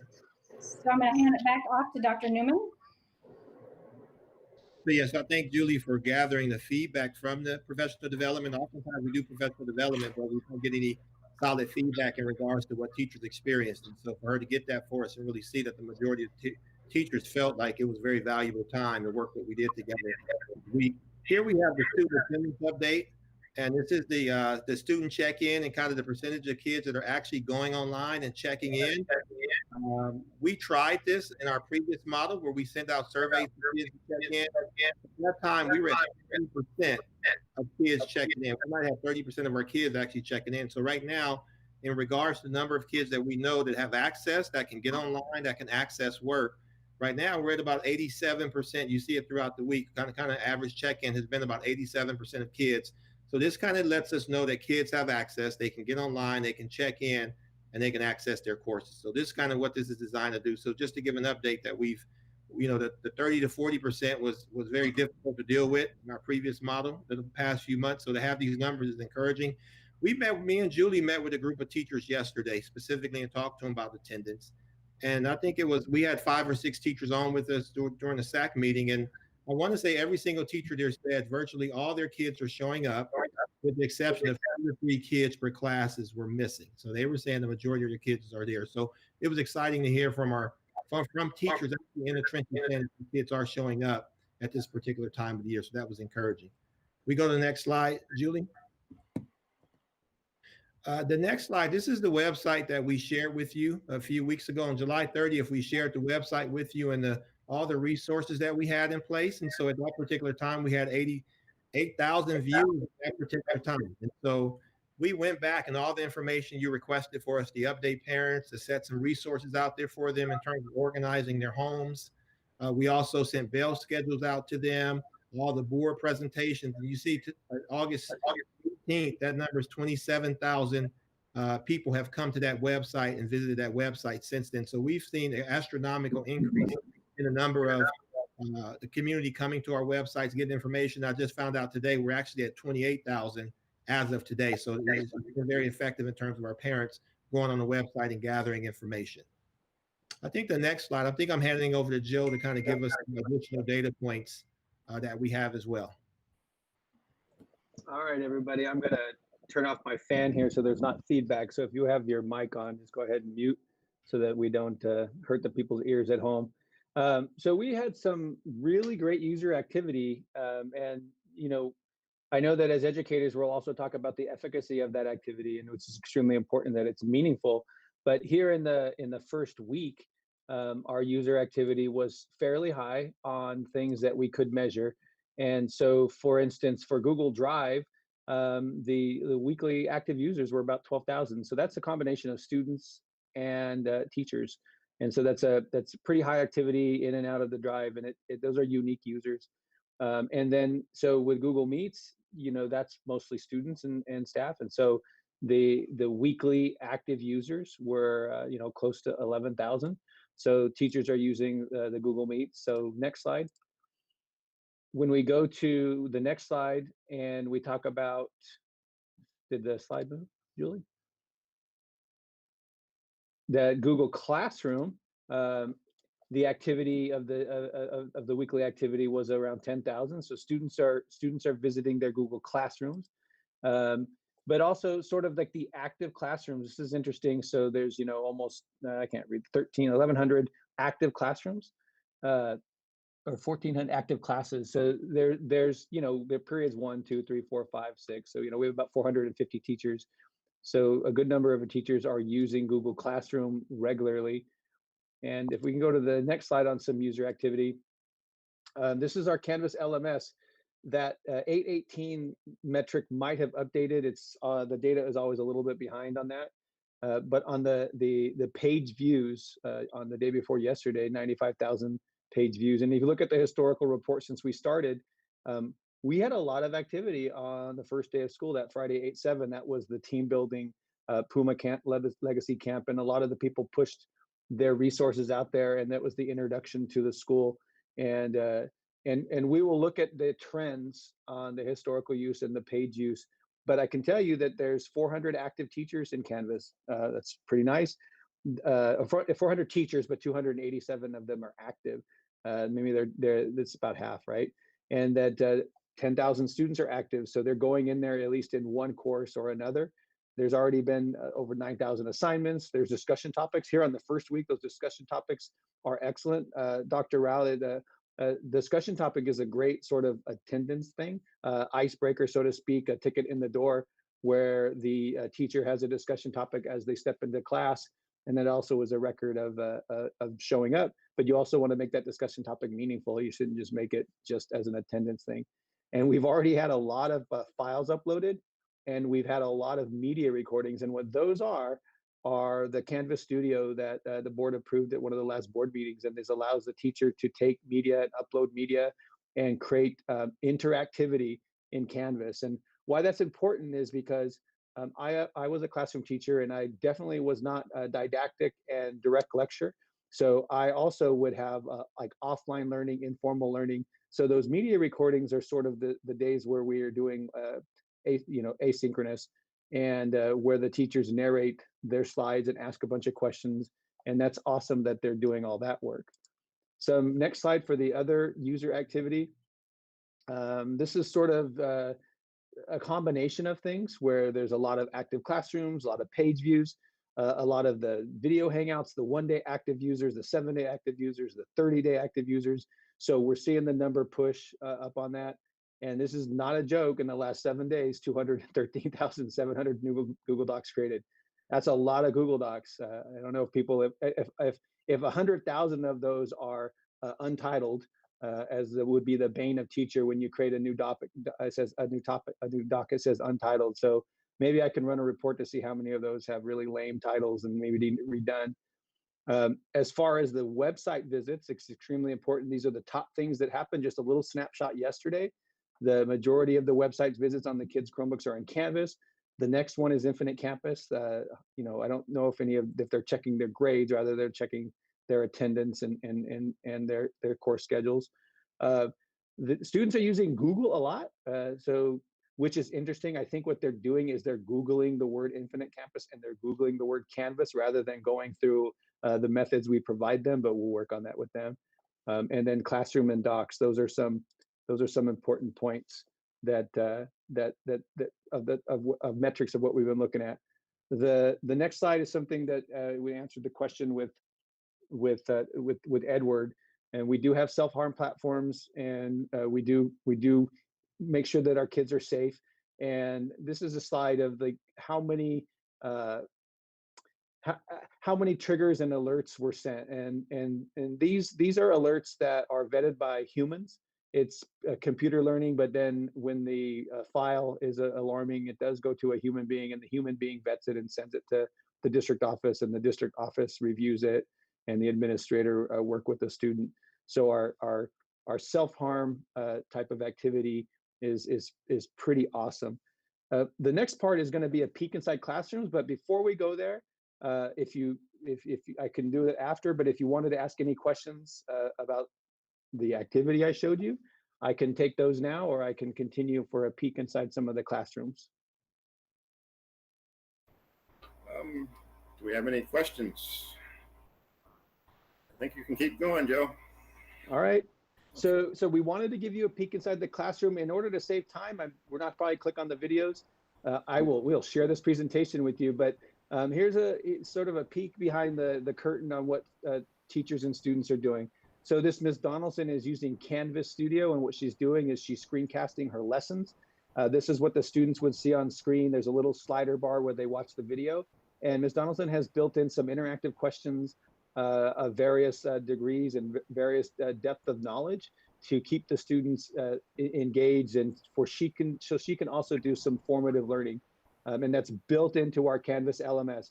That could be something that she's using synchronous, or that be something that she can use asynchronous. And it is stuff that she can use when the kids are absent, or if for some reason their schedule changed and they missed this first week, they can immediately catch up. So the next slide is an interesting connection of creativity.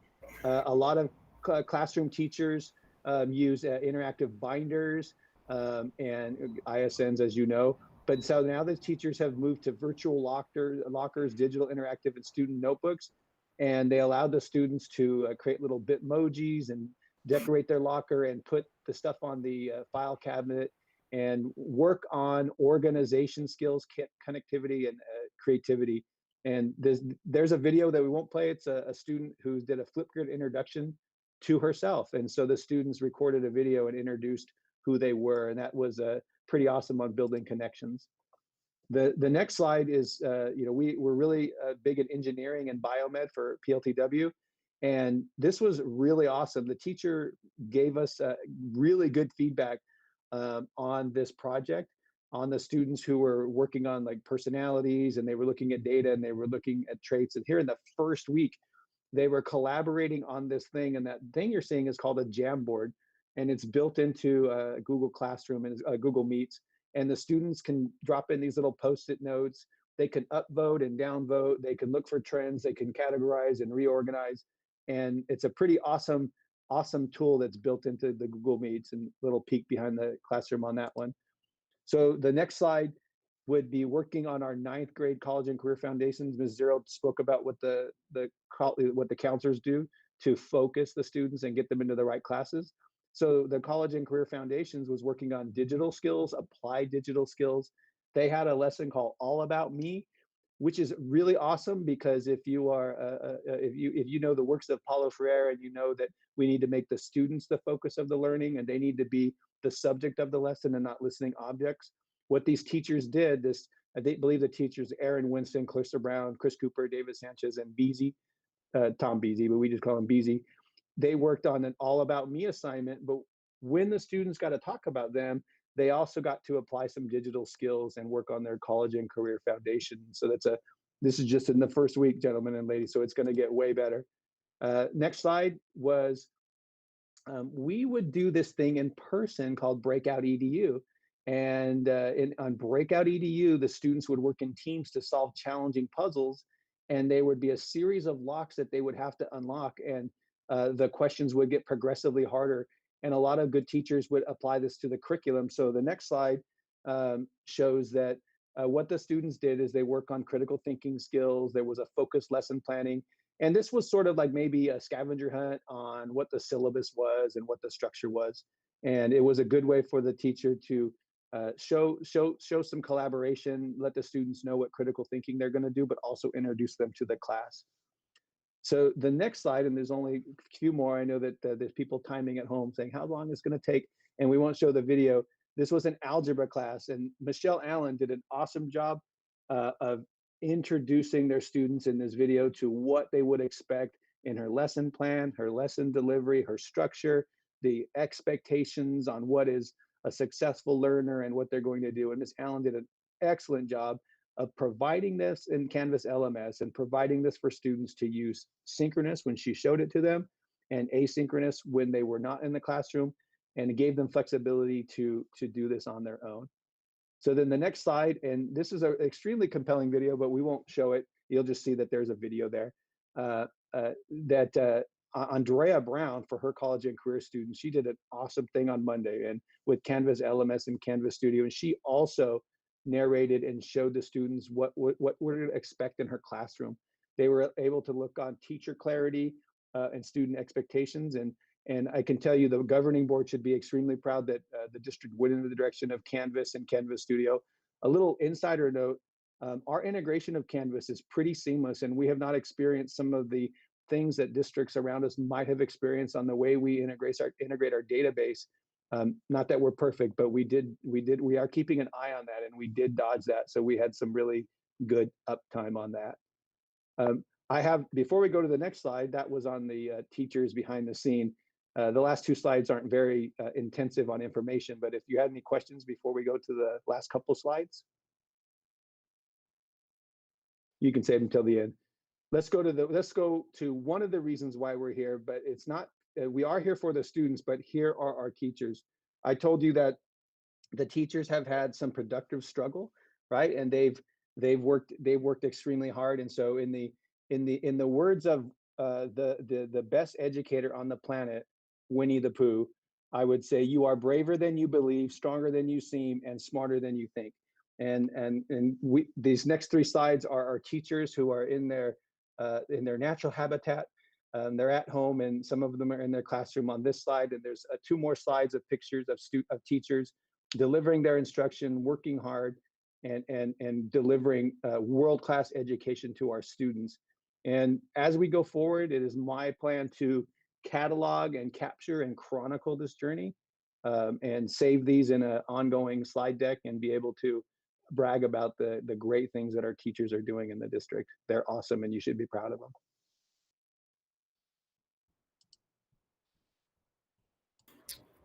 Okay, do we have any questions for Joe?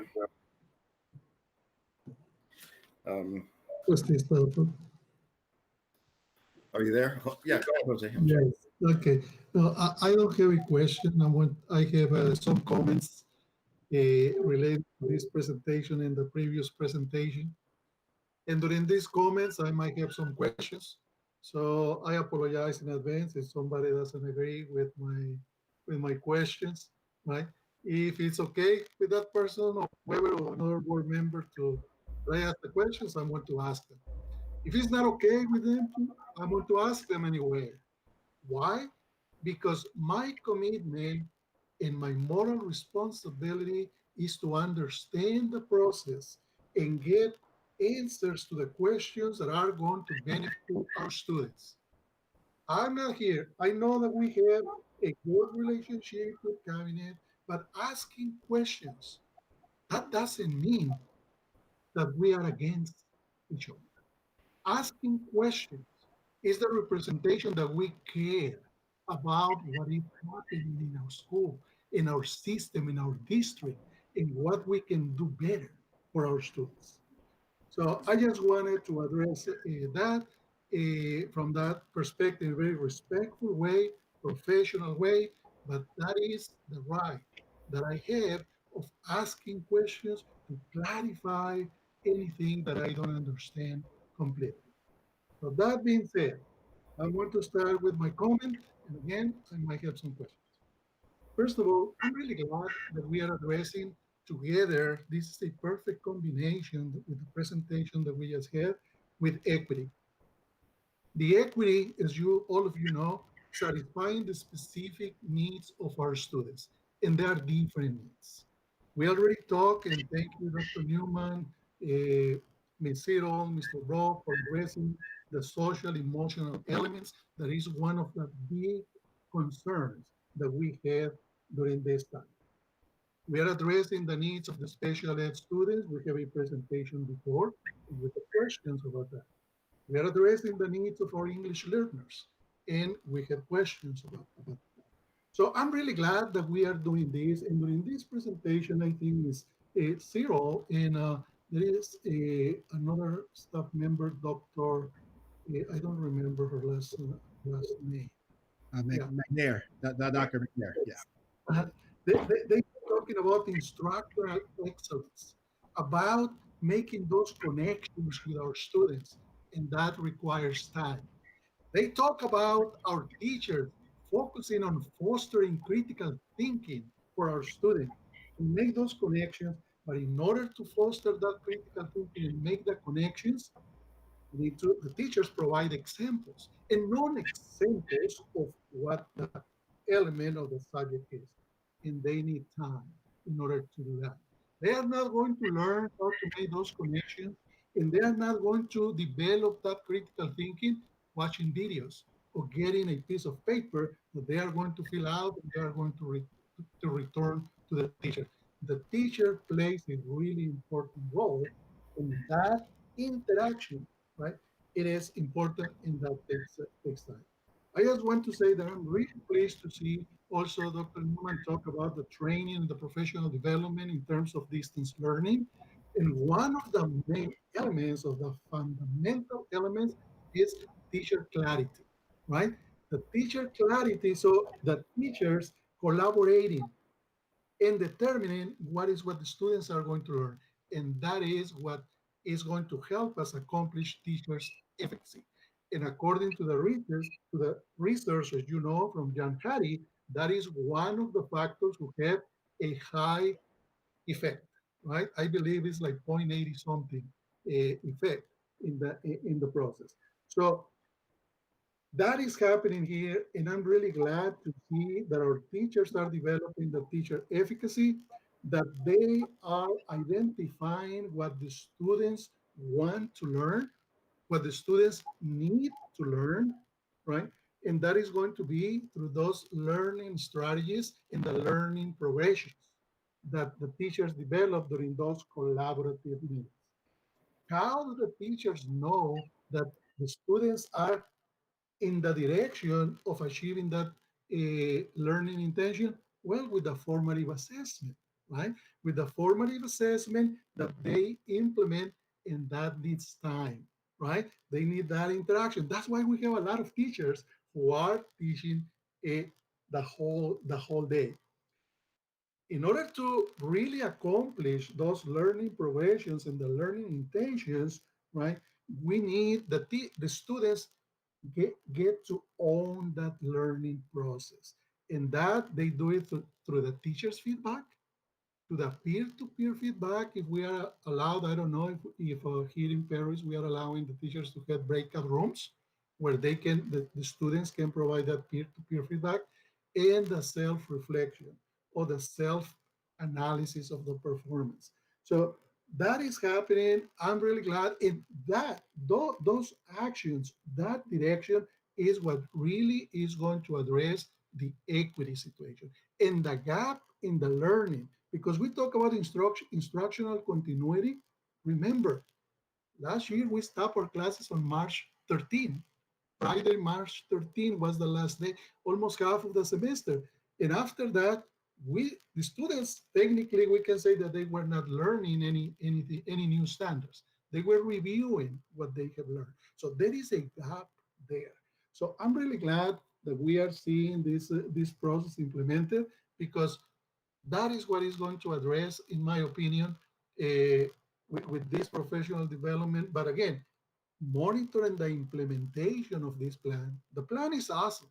The plan is outstanding. So monitoring the implementation, providing the resources to the teachers, the resources that they need, and to the students. And I'm seeing from what I'm hearing that we are in that direction. So let's continue to monitor this process, because we made a promise and our commitment is to fulfill that promise. And I think through this professional development and making sure that that is really happening, if we provide the resources for the teachers to do it, we are going to get there. So thank you again to Dr. Newman, Ms. Cyril, Mr. Broff, the special department, and that are supporting the most vulnerable students in our district, in our society. And that really means addressing the equity element that we have. They are not empty words. It would be empty words if we just have the plan and we do not follow up and we do not monitor. So we will continue to monitor. We will continue to ask questions, because we care. We care about that. And those questions are going to move us forward to achieve our goal, that is to do what is in the best interest of our students. Thank you. Okay, thank you, Dr. Rao. Do we have any other questions? Okay, if not, thank you for the presentation. And I'll have to go through it.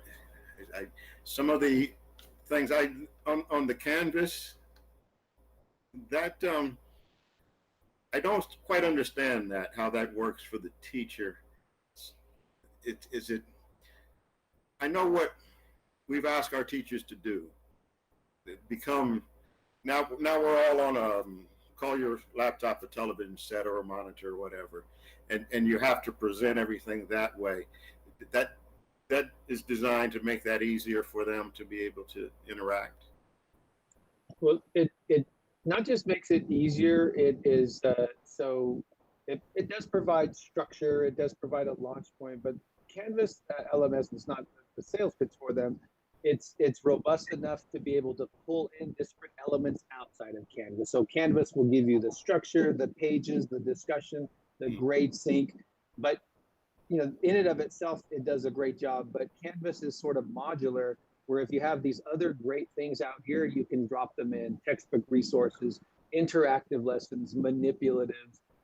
So it's just a whole learning management system platform. I would tell you, it's sort of like if you were standing in a classroom and you were looking in the window, and you were looking in the window from the outside on all the elements of a good classroom. That LMS houses those good elements, and it makes it easier to have that lesson delivery. Okay. Okay. Do we have any further questions? If not, we're going to move on in the interest of time. Thank you so much for the presentations and your time. So we'll keep moving at this point. 13.1, general functions. I'm going to adjust something here. Let's see. This is the quarterly uniform complaint report summary for April through June 2020. And doesn't say, is this an action item? This is.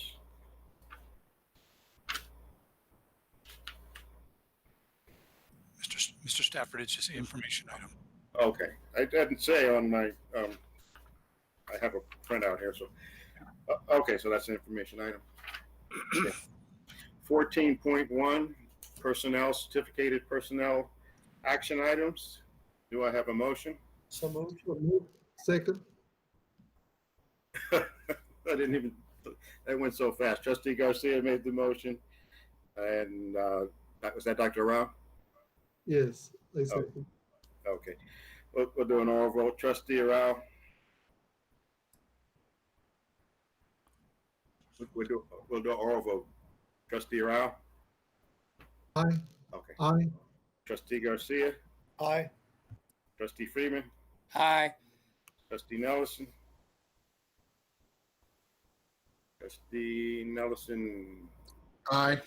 And sorry, I got a little hot out there. That's okay. So, and myself, Trustee Stafford, aye. 14.1 passes 5-0. No, it doesn't pass. We have to do the electronic vote. So go ahead and vote.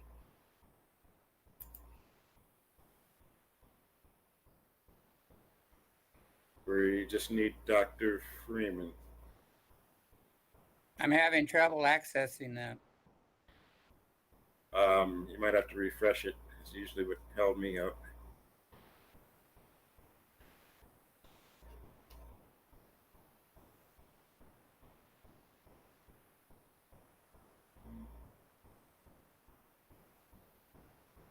There we go. Okay, 14.1 personnel, certificated personnel action items passes 5-0.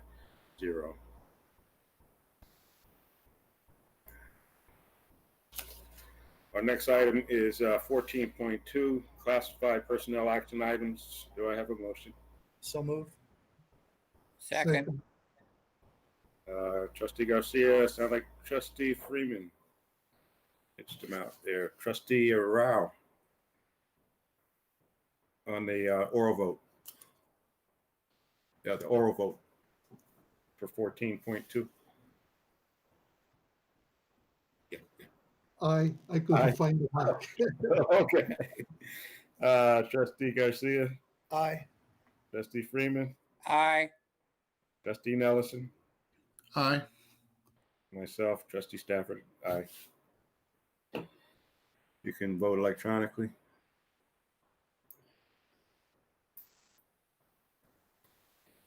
(14.2) personnel, classified personnel action items passes 5-0.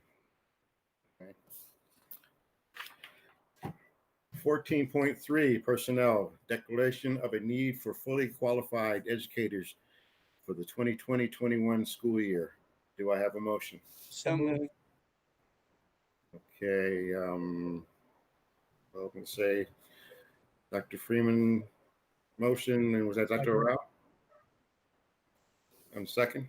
Second. No, it was somebody else. Okay. Who was the second? It was me, Garcia. Oh, Garcia, okay. Okay. On the oral vote, we'll do Trustee Rao. Aye. Trustee Garcia. Aye. Trustee Freeman. Aye. Trustee Nelson, Aye. myself, Trustee Stafford, aye. And you can vote.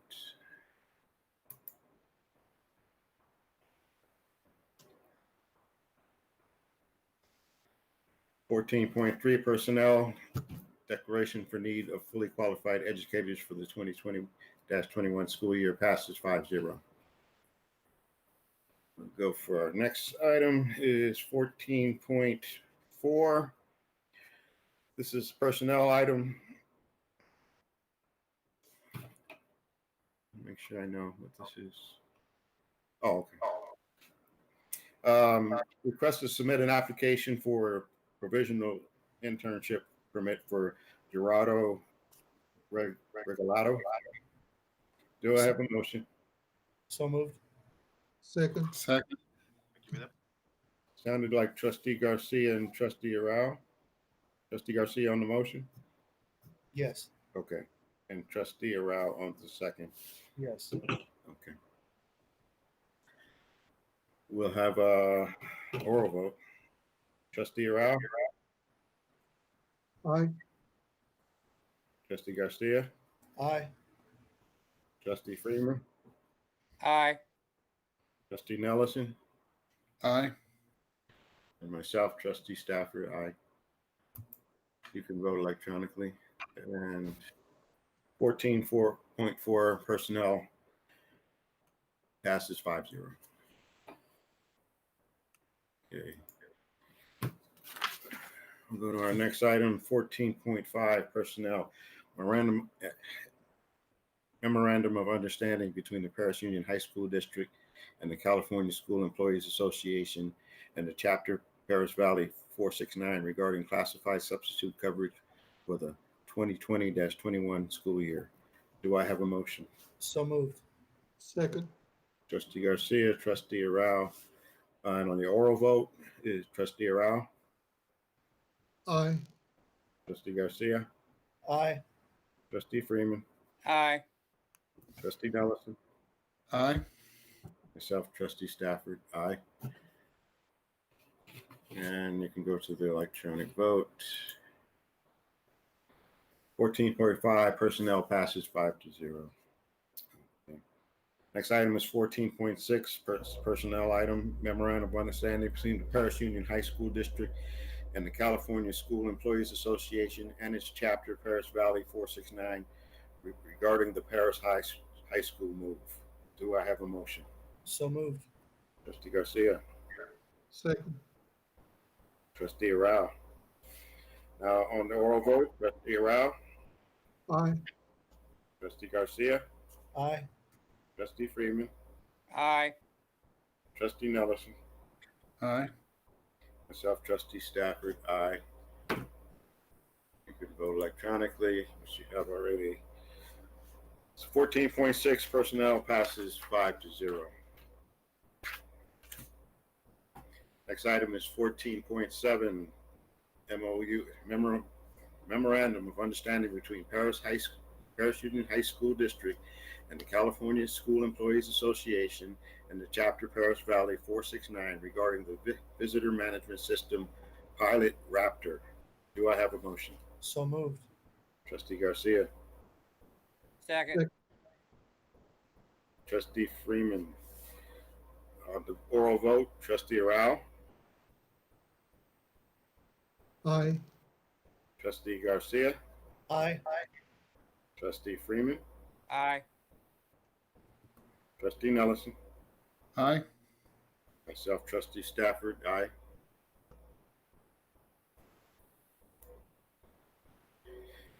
.7 personnel passes 5-0. Next item is 14.8 curriculum. Agreement with Paper Education Company Incorporated for online tutoring and essay review services funded through the Learning Loss Mitigation Funds in the amount of 1 million. Wait a minute. Okay. $1,886,532.50, not the general fund. Do I have a motion? Mr. Stafford, just as a correction, $186,532.50. Why does everything look double here? Okay. Yeah, the comma in the wrong spot, I think. Okay. Just want to make sure for the record that it was the right Okay. amount. Thank you, Grant. Thank you. Sure. Okay, do we have a motion? So moved. Trustee Arau, Second. Trustee Garcia. On the oral vote, Trustee Arau, Aye. Trustee Garcia,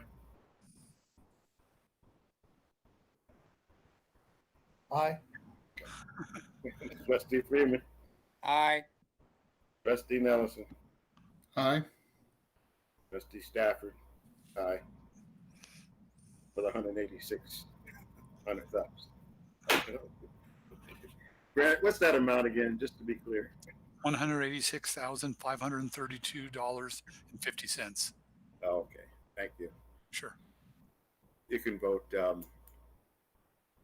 electronically. 14.8 passes 5-0. Okay.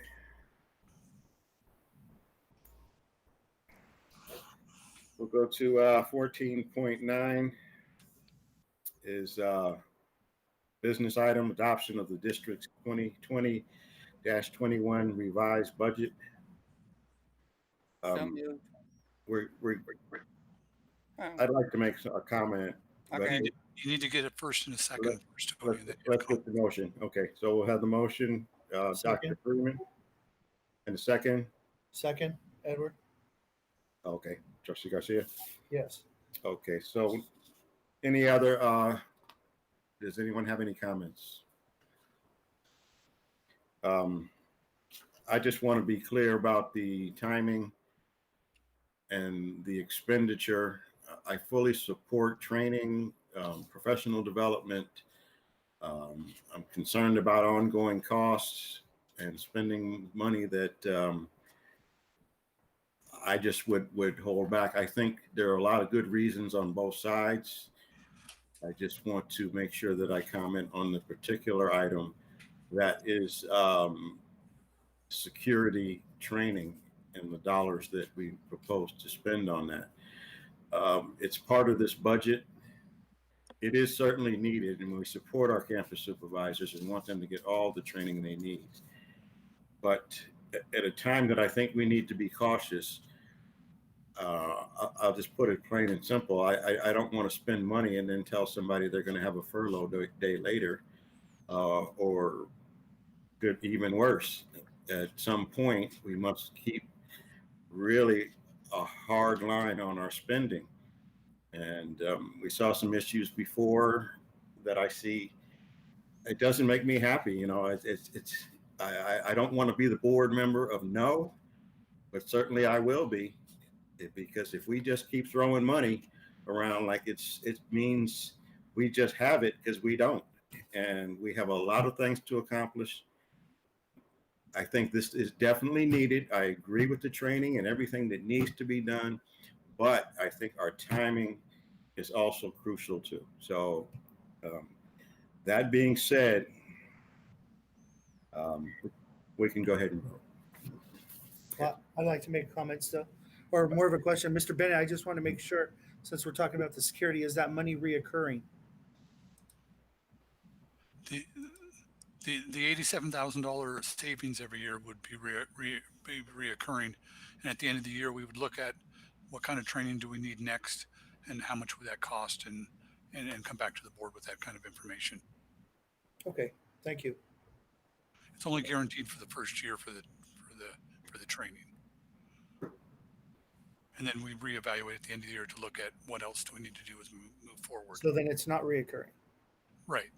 Well, the $87,000 savings, it was $487,000 for the SROs. Right. $87,000 to do training with our campus supervisors. So going into next year, again, it would be $487,000 saving, and we would decide if we need to pull more money for any money out of that to go towards training of our campus. Oh, because I was under the impression it was reoccurring every year. The savings is reoccurring, but what we do with that savings can change from year to year. Mr. Bennett, can I jump in and Go ahead, Candace. Okay, so the way the budget is currently built is of the 487,000, we've budgeted 400 of that as an ongoing savings. And to your question specifically, Mr. Garcia, and I apologize if Mr. Bennett did answer it, the 87,000 is also budgeted as an expenditure ongoing. But like Mr. Bennett said when he was first speaking, actually more than every year we reevaluate our budget. And so that's when we'd come back and have conversations with the board. Does that amount need to be now put into a savings? Because as Mr. Stafford's saying, I'm putting words in your mouth, Mr. Stafford, these aren't exactly, we need to save our pennies.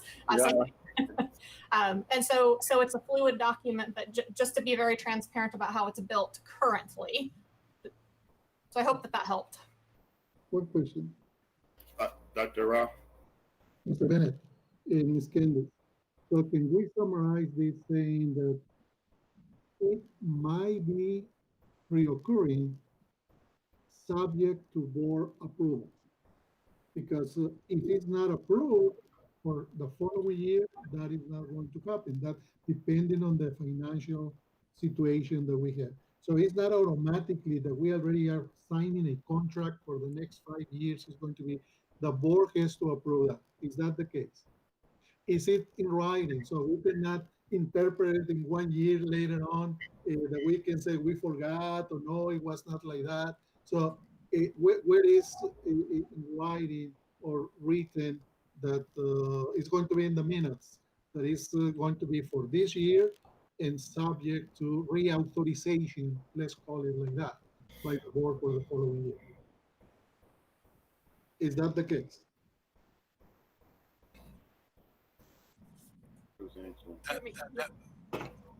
That would be the case. That's like any other budget item. It's reevaluated, and then the board has to approve the new budget and the spending and income. And sorry, Mr. Bennett, I keep adding on to what you say.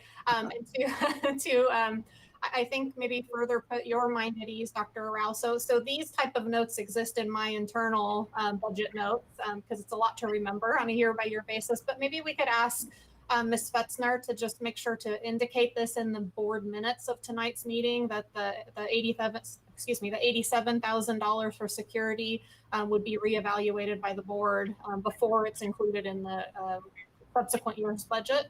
Would that be fair? Actually, I think I want to do something a little bit better.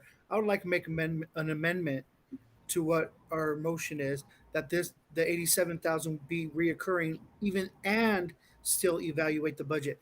At least that they could move forward if need be, as long as we don't have the SROs. I am allowed to do that, right? So if that's the case, I need a second. Yes, I agree with the proposal from Mr. Garcia. I just wanted to, before we vote, at this time, we can afford to make that investment, not that expense on PD.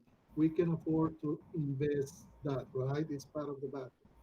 And it's there and we are okay for this year. The concern might be, because I agree that there is needed, but also we need to be mindful of the financial situation.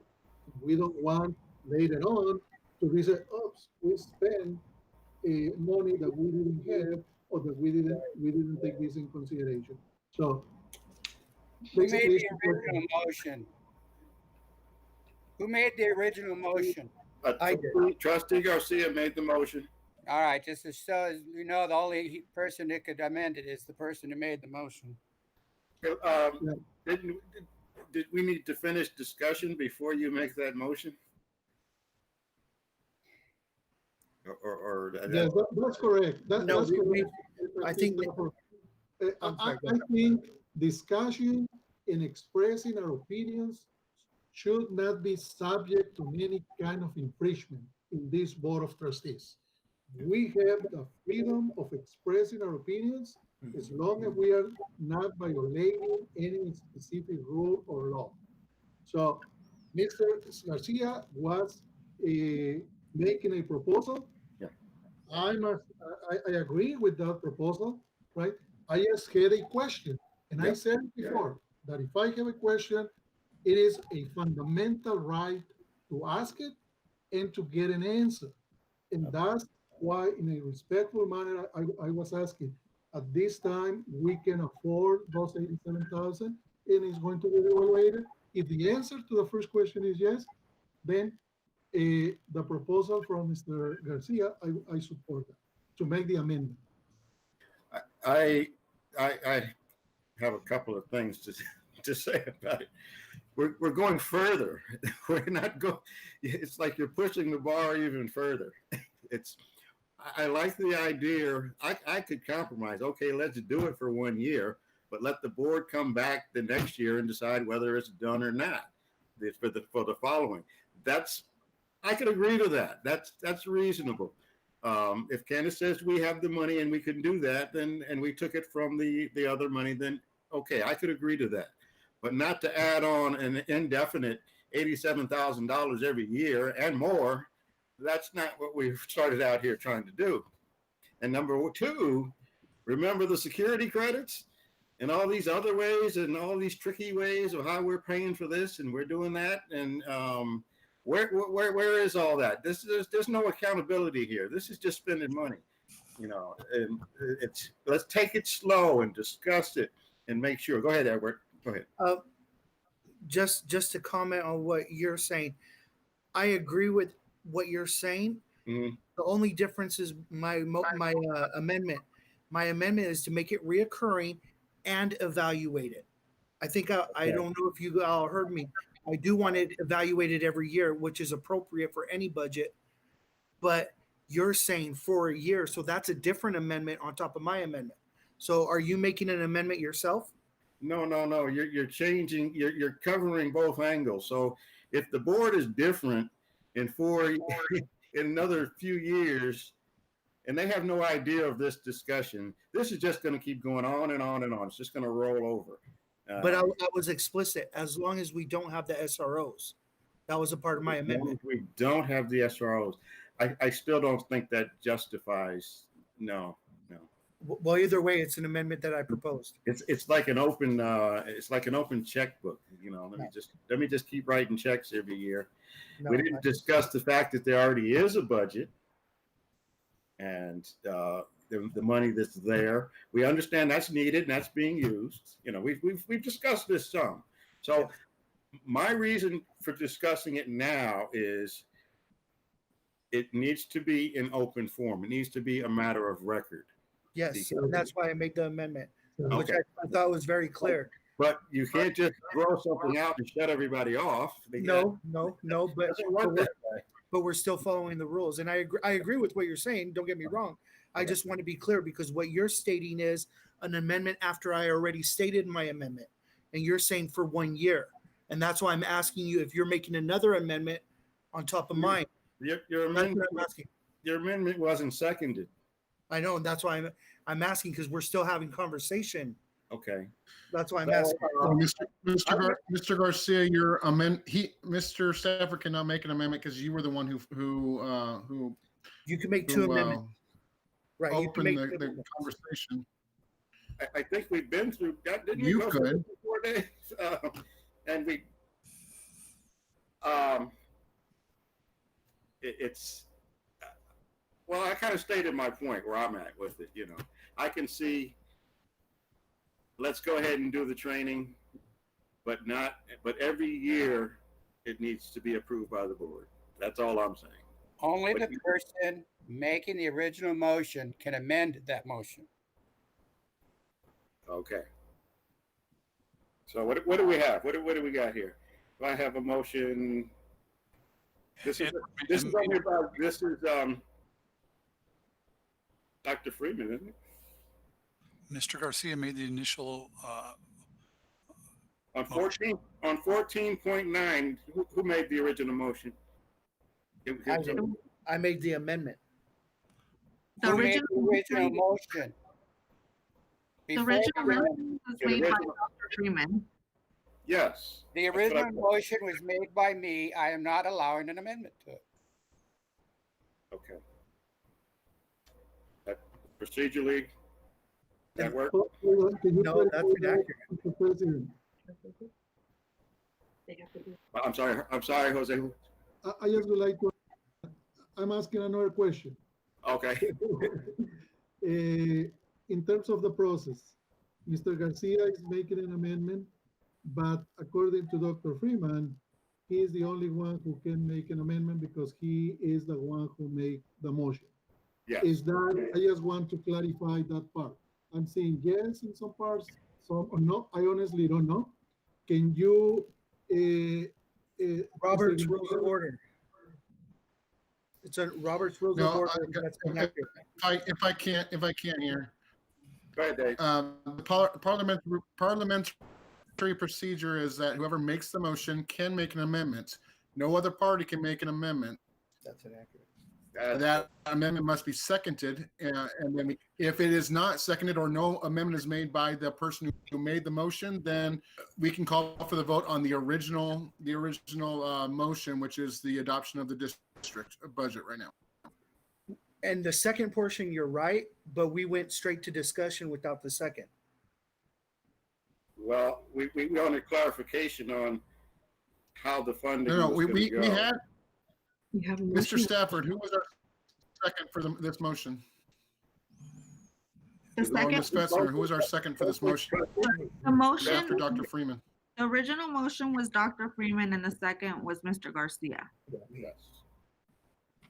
Okay, so Mr. Dr. Freeman made the motion. He's the only one. Dr. Freeman's the only one who can make the amendment on this motion right here. And I'm not I'd allowed. like to challenge that rule. You can't. Mr. Bennett. That's built into all bylaws and parliamentary procedure. You can challenge it, but it's not going to be challengeable. You can try to challenge it, won't be challenged. Yeah, we can challenge it, whatever it is. If that is the case, that's fine.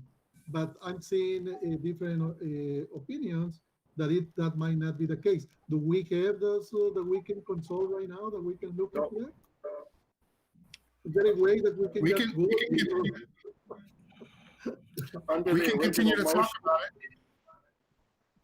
Under the original motion, the rules regarding the use or the refunding every year of that money was pending board approval, or we needed to say that or not say it's there or not there. Is that correct, Candace? Can I just speak up real quick? The original motion is either to approve or not approve the budget. Yes, the question is if only in this case, Mr. Freeman, because he's the one who made the original motion, can make an amendment, can propose an amendment.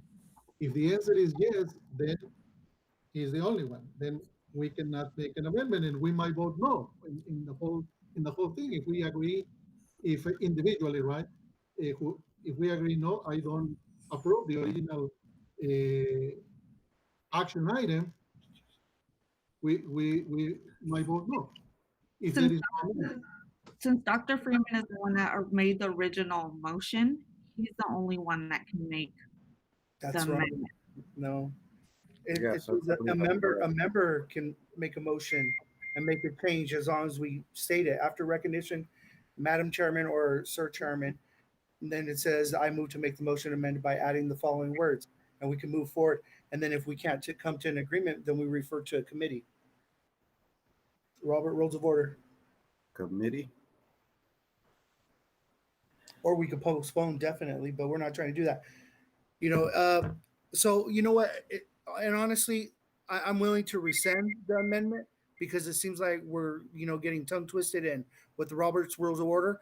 But I will ask, and that we come back to this topic of security budget, even though we're going to vote. Excuse me, I shouldn't say pass that.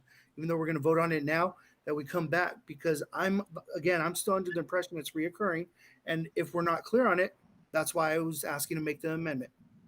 That's all I was asking for. I wasn't asking to get in a little tongue battle with everybody about who can make rules and who can't. Clearly we all need refresher courts on Robert's Rules of Order, but in the time of, I guess for the sanity of all of us and time, I'll withdraw the amendment.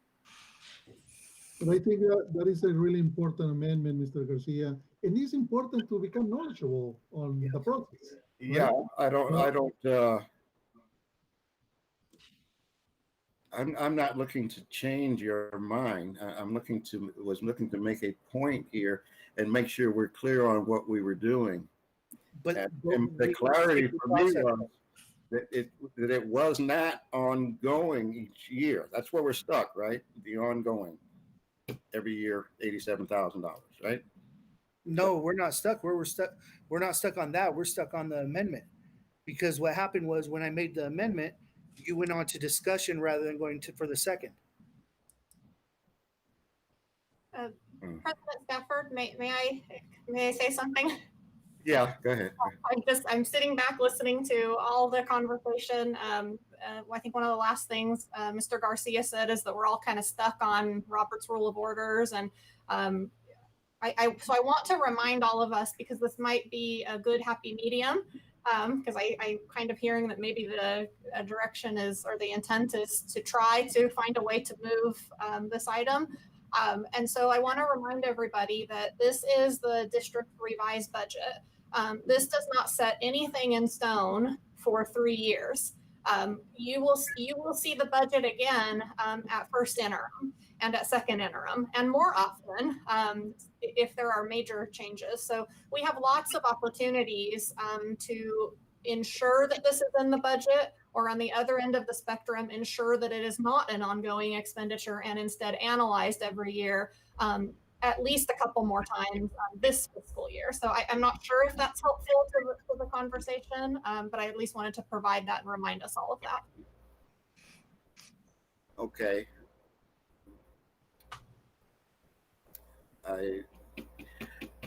I don't know that that's. It'll be as we move forward into the springtime when we start developing the budget for next year. That's where we could have that discussion of, is this something we want to continue doing?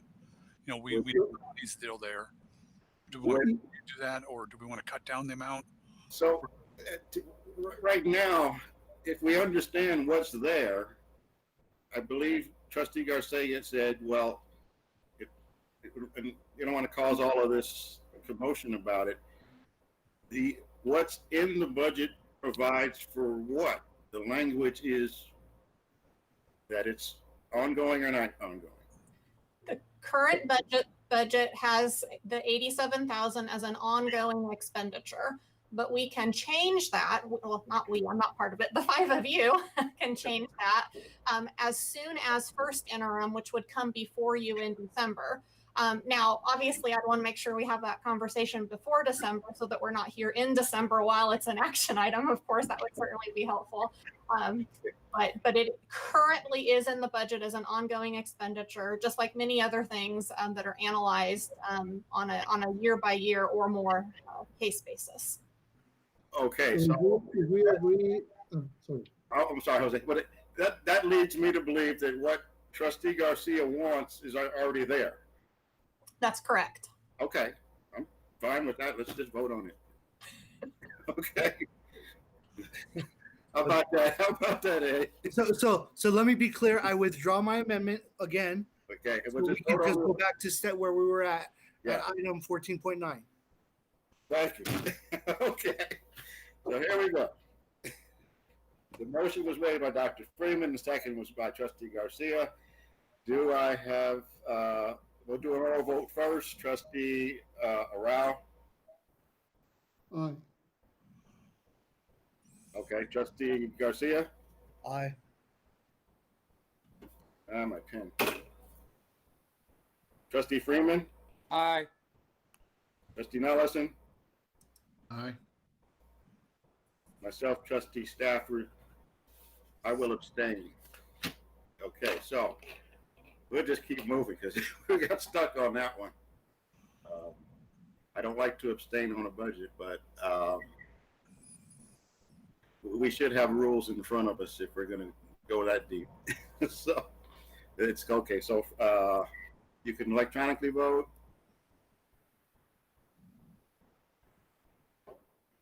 So 14.9 passes 4 in favor, 1 abstained, and it passes 4 in favor. Okay, next item. Let me see if I lost it. I lose my place. Okay. Next item is technology, 1410.10, technology, ratification of consultant agreement with Client Advantage Group LLC for district-wide copier fleet assessment and contract management services funded through the general fund in the amount of $57,000. Did I get that right? Okay. Do I have a motion? So moved. Second. Trustee Nelson, second, Dr. Rao. Okay, oral vote, Trustee Rao. Aye. Trustee Garcia. Aye. Trustee Freeman. Aye. Trustee Nelson. Aye. Myself, Trustee Stafford. Aye. You can vote electronically.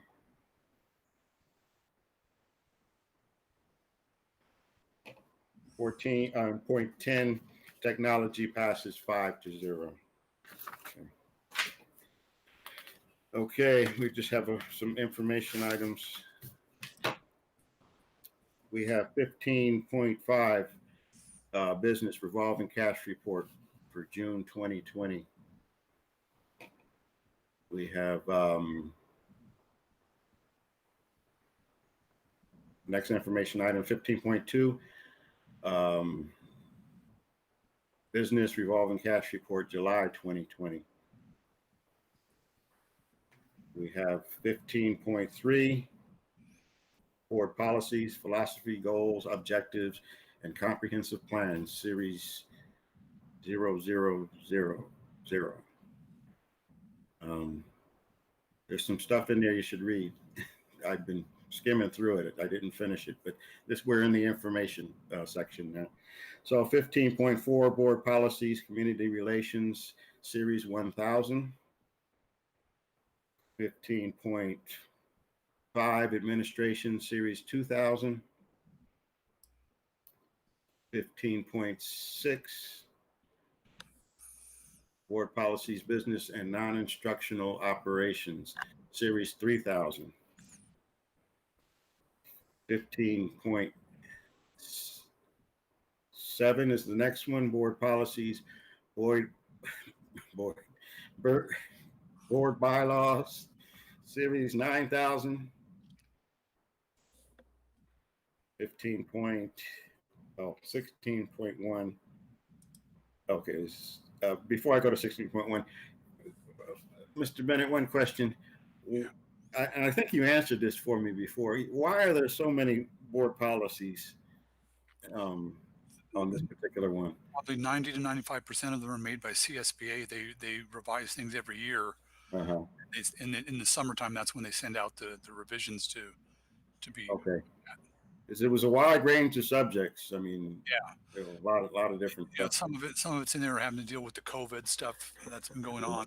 They put some bylaw changes in there, and had some superintendent contract stuff in there too. Had some all different subjects. So okay, I just wanted to ask that why there were so many. Straight from CSBA every year. We get a little bit during the year, but they do the big load at the end of the year. Okay, so Trustee Stafford. Yeah, go ahead, Dr. Rao.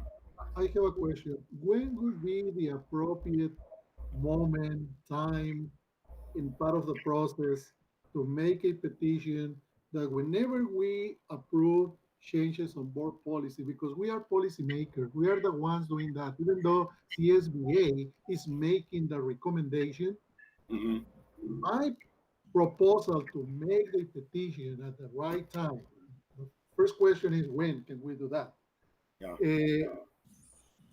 My request is, can we get a summary of the implication of those changes? Because otherwise, we are just reading the language. And I would like to hear from Mr. Bennett or from a member of cabinet who is knowledgeable.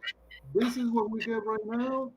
These are the implications based on the new policy that we are asking you to approve. If you approve it, this is going to happen. One more time, we are the ones who, in quotation marks, we are making policy based on the recommendations. I don't want to be just a rubber stamp and just saying yes, yes, yes to everything. just because CSBA is doing it. And we respect CSBA, right? They do a great job. But at least as a matter of principle, a value that we have as board members, we need to know what we are approving. So the fundamental question is here for you, Mr. President, Mr. Bennett, when can I make that request so it's approved or not approved, right? But at least I would like to make that request. And in the item on the agenda, the first thing they put in there before the changes is how this is going to affect what was done before and what's coming up next. Like it talks about, it codifies it. I'm just reading one right here that as far as consultants, codifies a 3-part test establishing in a court case, and then it talks about the person providing the services for remuneration. So it kind of gives what you're asking for, Dr. Rao. Yeah. The past and the future.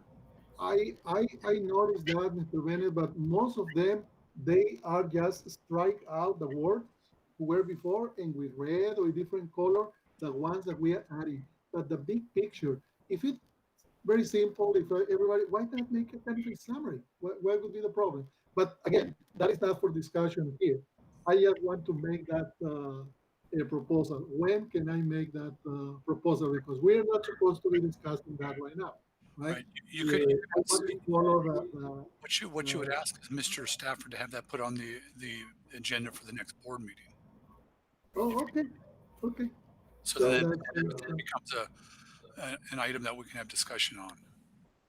So we want some, I don't want to reword it, but I'm thinking we need some professional development on board policy.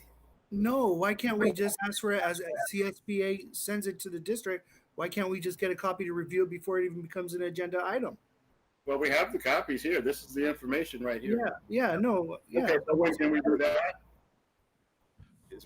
Would that satisfy? Okay, so let's bring it up for discussion next meeting and decide how we're going to go over these board policies if we're doing anything different. The only policy we've changed since I've been on the board, it was the alcohol consumption one. I probably have missed some other ones. I know I don't catch them all, and we really should look at these closely, knowing that we're making policy for the district. I think that's an area that we need to get some more strength in, as far as, and if it's, and I know it takes time, we have a lot of stuff on the agenda, but I try to do it in a few days time versus waiting till the end, because then I don't get through. So we'll do that, Jose. I'll make a note of that. Thank you, sir. Okay. So we'll continue because we're almost finished here. 16.1, closed session if necessary. Not necessary this evening, Mr. Stafford. Okay. 17.1, well, let's reconvene. We didn't go to closed session. 18.1, other items by the superintendent. I just want to, we talked a lot about our teaching staff, how well they've done to get together and put together lessons for our kids and this distance learning. But I also want to recognize our classified staff for what they've done since we closed down. The NSA's out there serving lunches to 620,000 families and kids over the period of time. Our clerical workers, our campus supervisors, our custodians, they're on the front lines meeting with families and cleaning up things that maybe they put in themselves at risk. And we really owe that classified staff a real large thank you for what they've done for us to get us to this point of the school year opening. So I just wanted to share that. Okay. Thank you, Mr. Bennett. Other items by the 19.1, other items by the Board of Trustees. And we'll make a quick roll call for that one, I guess. Trustee Rao? Yes, Mr. Stafford. I just want to say thank you to all the stakeholders of the Perris Union High School District for their commitment to our students. That's the reason why we are here. That's why we are board members. That's why we have our schools. And we promise them that we are going to provide the best possible education. Our students are going to graduate from high school. They are going to be able to go to college or to pursue a post-secondary education. And just thank you to everybody, classified, certificated, administrators and cabinet for working together. And we are on this together, and we are going to overcome any challenges that we might have. As long as we talk about it, we address the issues. There is a saying in Spanish that translated said, let's take the bull by the horns. Let's take the issues. Let's face them. And together, if we do that, we are going to be successful. So thank you to everybody. Welcome to the 2021 school year. That's Okay. it. Thank you, Trustee Rao. Trustee Garcia. I want to thank everybody in general. We've gone through some really tough times that we've never been able to imagine. This pandemic was no joke. It's affected almost everyone I've known in one way or another. And we have some fierce employees, some fierce teachers, highly motivated teachers, highly motivated classified, that just don't give up on our kids and they don't give up on our community. And I want to thank you all for all of that. And, I think we don't get to talk about everything all the time, obviously, in open session. But at the same time, I want to throw it back out there to anybody who has questions, concerns. We're listening. You have our email addresses. A lot of you have our phone numbers. Heck, some of you know where we live. But we're here for you. We're listening. And we're not going to push you away. We're going to listen. And if we can address it collectively, that's how we'll do it. Or maybe we have to direct you into the steps or policies that the district has before, but we're here. And thank you for everything that you do, because you truly make a difference in the kids' lives. Thank you. Okay. Thank you, Trustee Garcia. Trustee Freeman. I have nothing further to add at this time, Mr. President. Okay, thank you. Trustee Nelson. I also have nothing further to add this time. Thank you. Okay. And myself, Trustee Stafford, this meeting wasn't too bad. I mean, it's 8:34. We survived. Thank you guys for taking the time to argue with me and listen to me and really, this is our community and we care. That's why we're here. So nothing is going to stop us from having every voice heard and know that we care about everyone here. So thank you to you board members for everything you do. And I can't thank myself because that's not allowed. And thanks to the teachers, our superintendent, cabinet, everybody. I don't know how to put it. Sometimes I get very emotional about things, and I'm a fiery person, although I don't appear that way at first glance. So it's good, it's healthy, and I think we as a board, we could take any subject and chop it up and argue about it. And it would be it becomes fun, because we want to know the right answer. We want to know and make the right decision and come to a consensus. So thank you very much, and I won't keep any longer. I need a motion. 20.1, adjournment. So moved. Second. I'll second. We'll get Dr. Rao the motion. Yes. And Trustee Garcia the second. And we'll do a quick oral vote. Trustee Rao. Aye. Trustee Garcia. Aye. Trustee Freeman. Aye. Trustee Nelson. Aye. Myself, Trustee Stafford. Aye. Okay, up on roll call. We got to vote electronically on this one. Oops, sorry about that. Go ahead and vote. The vote is 5-0 in favor of adjournment. We are now adjourned at 8:36 p.m. Okay. Thank you, guys. Thank you all.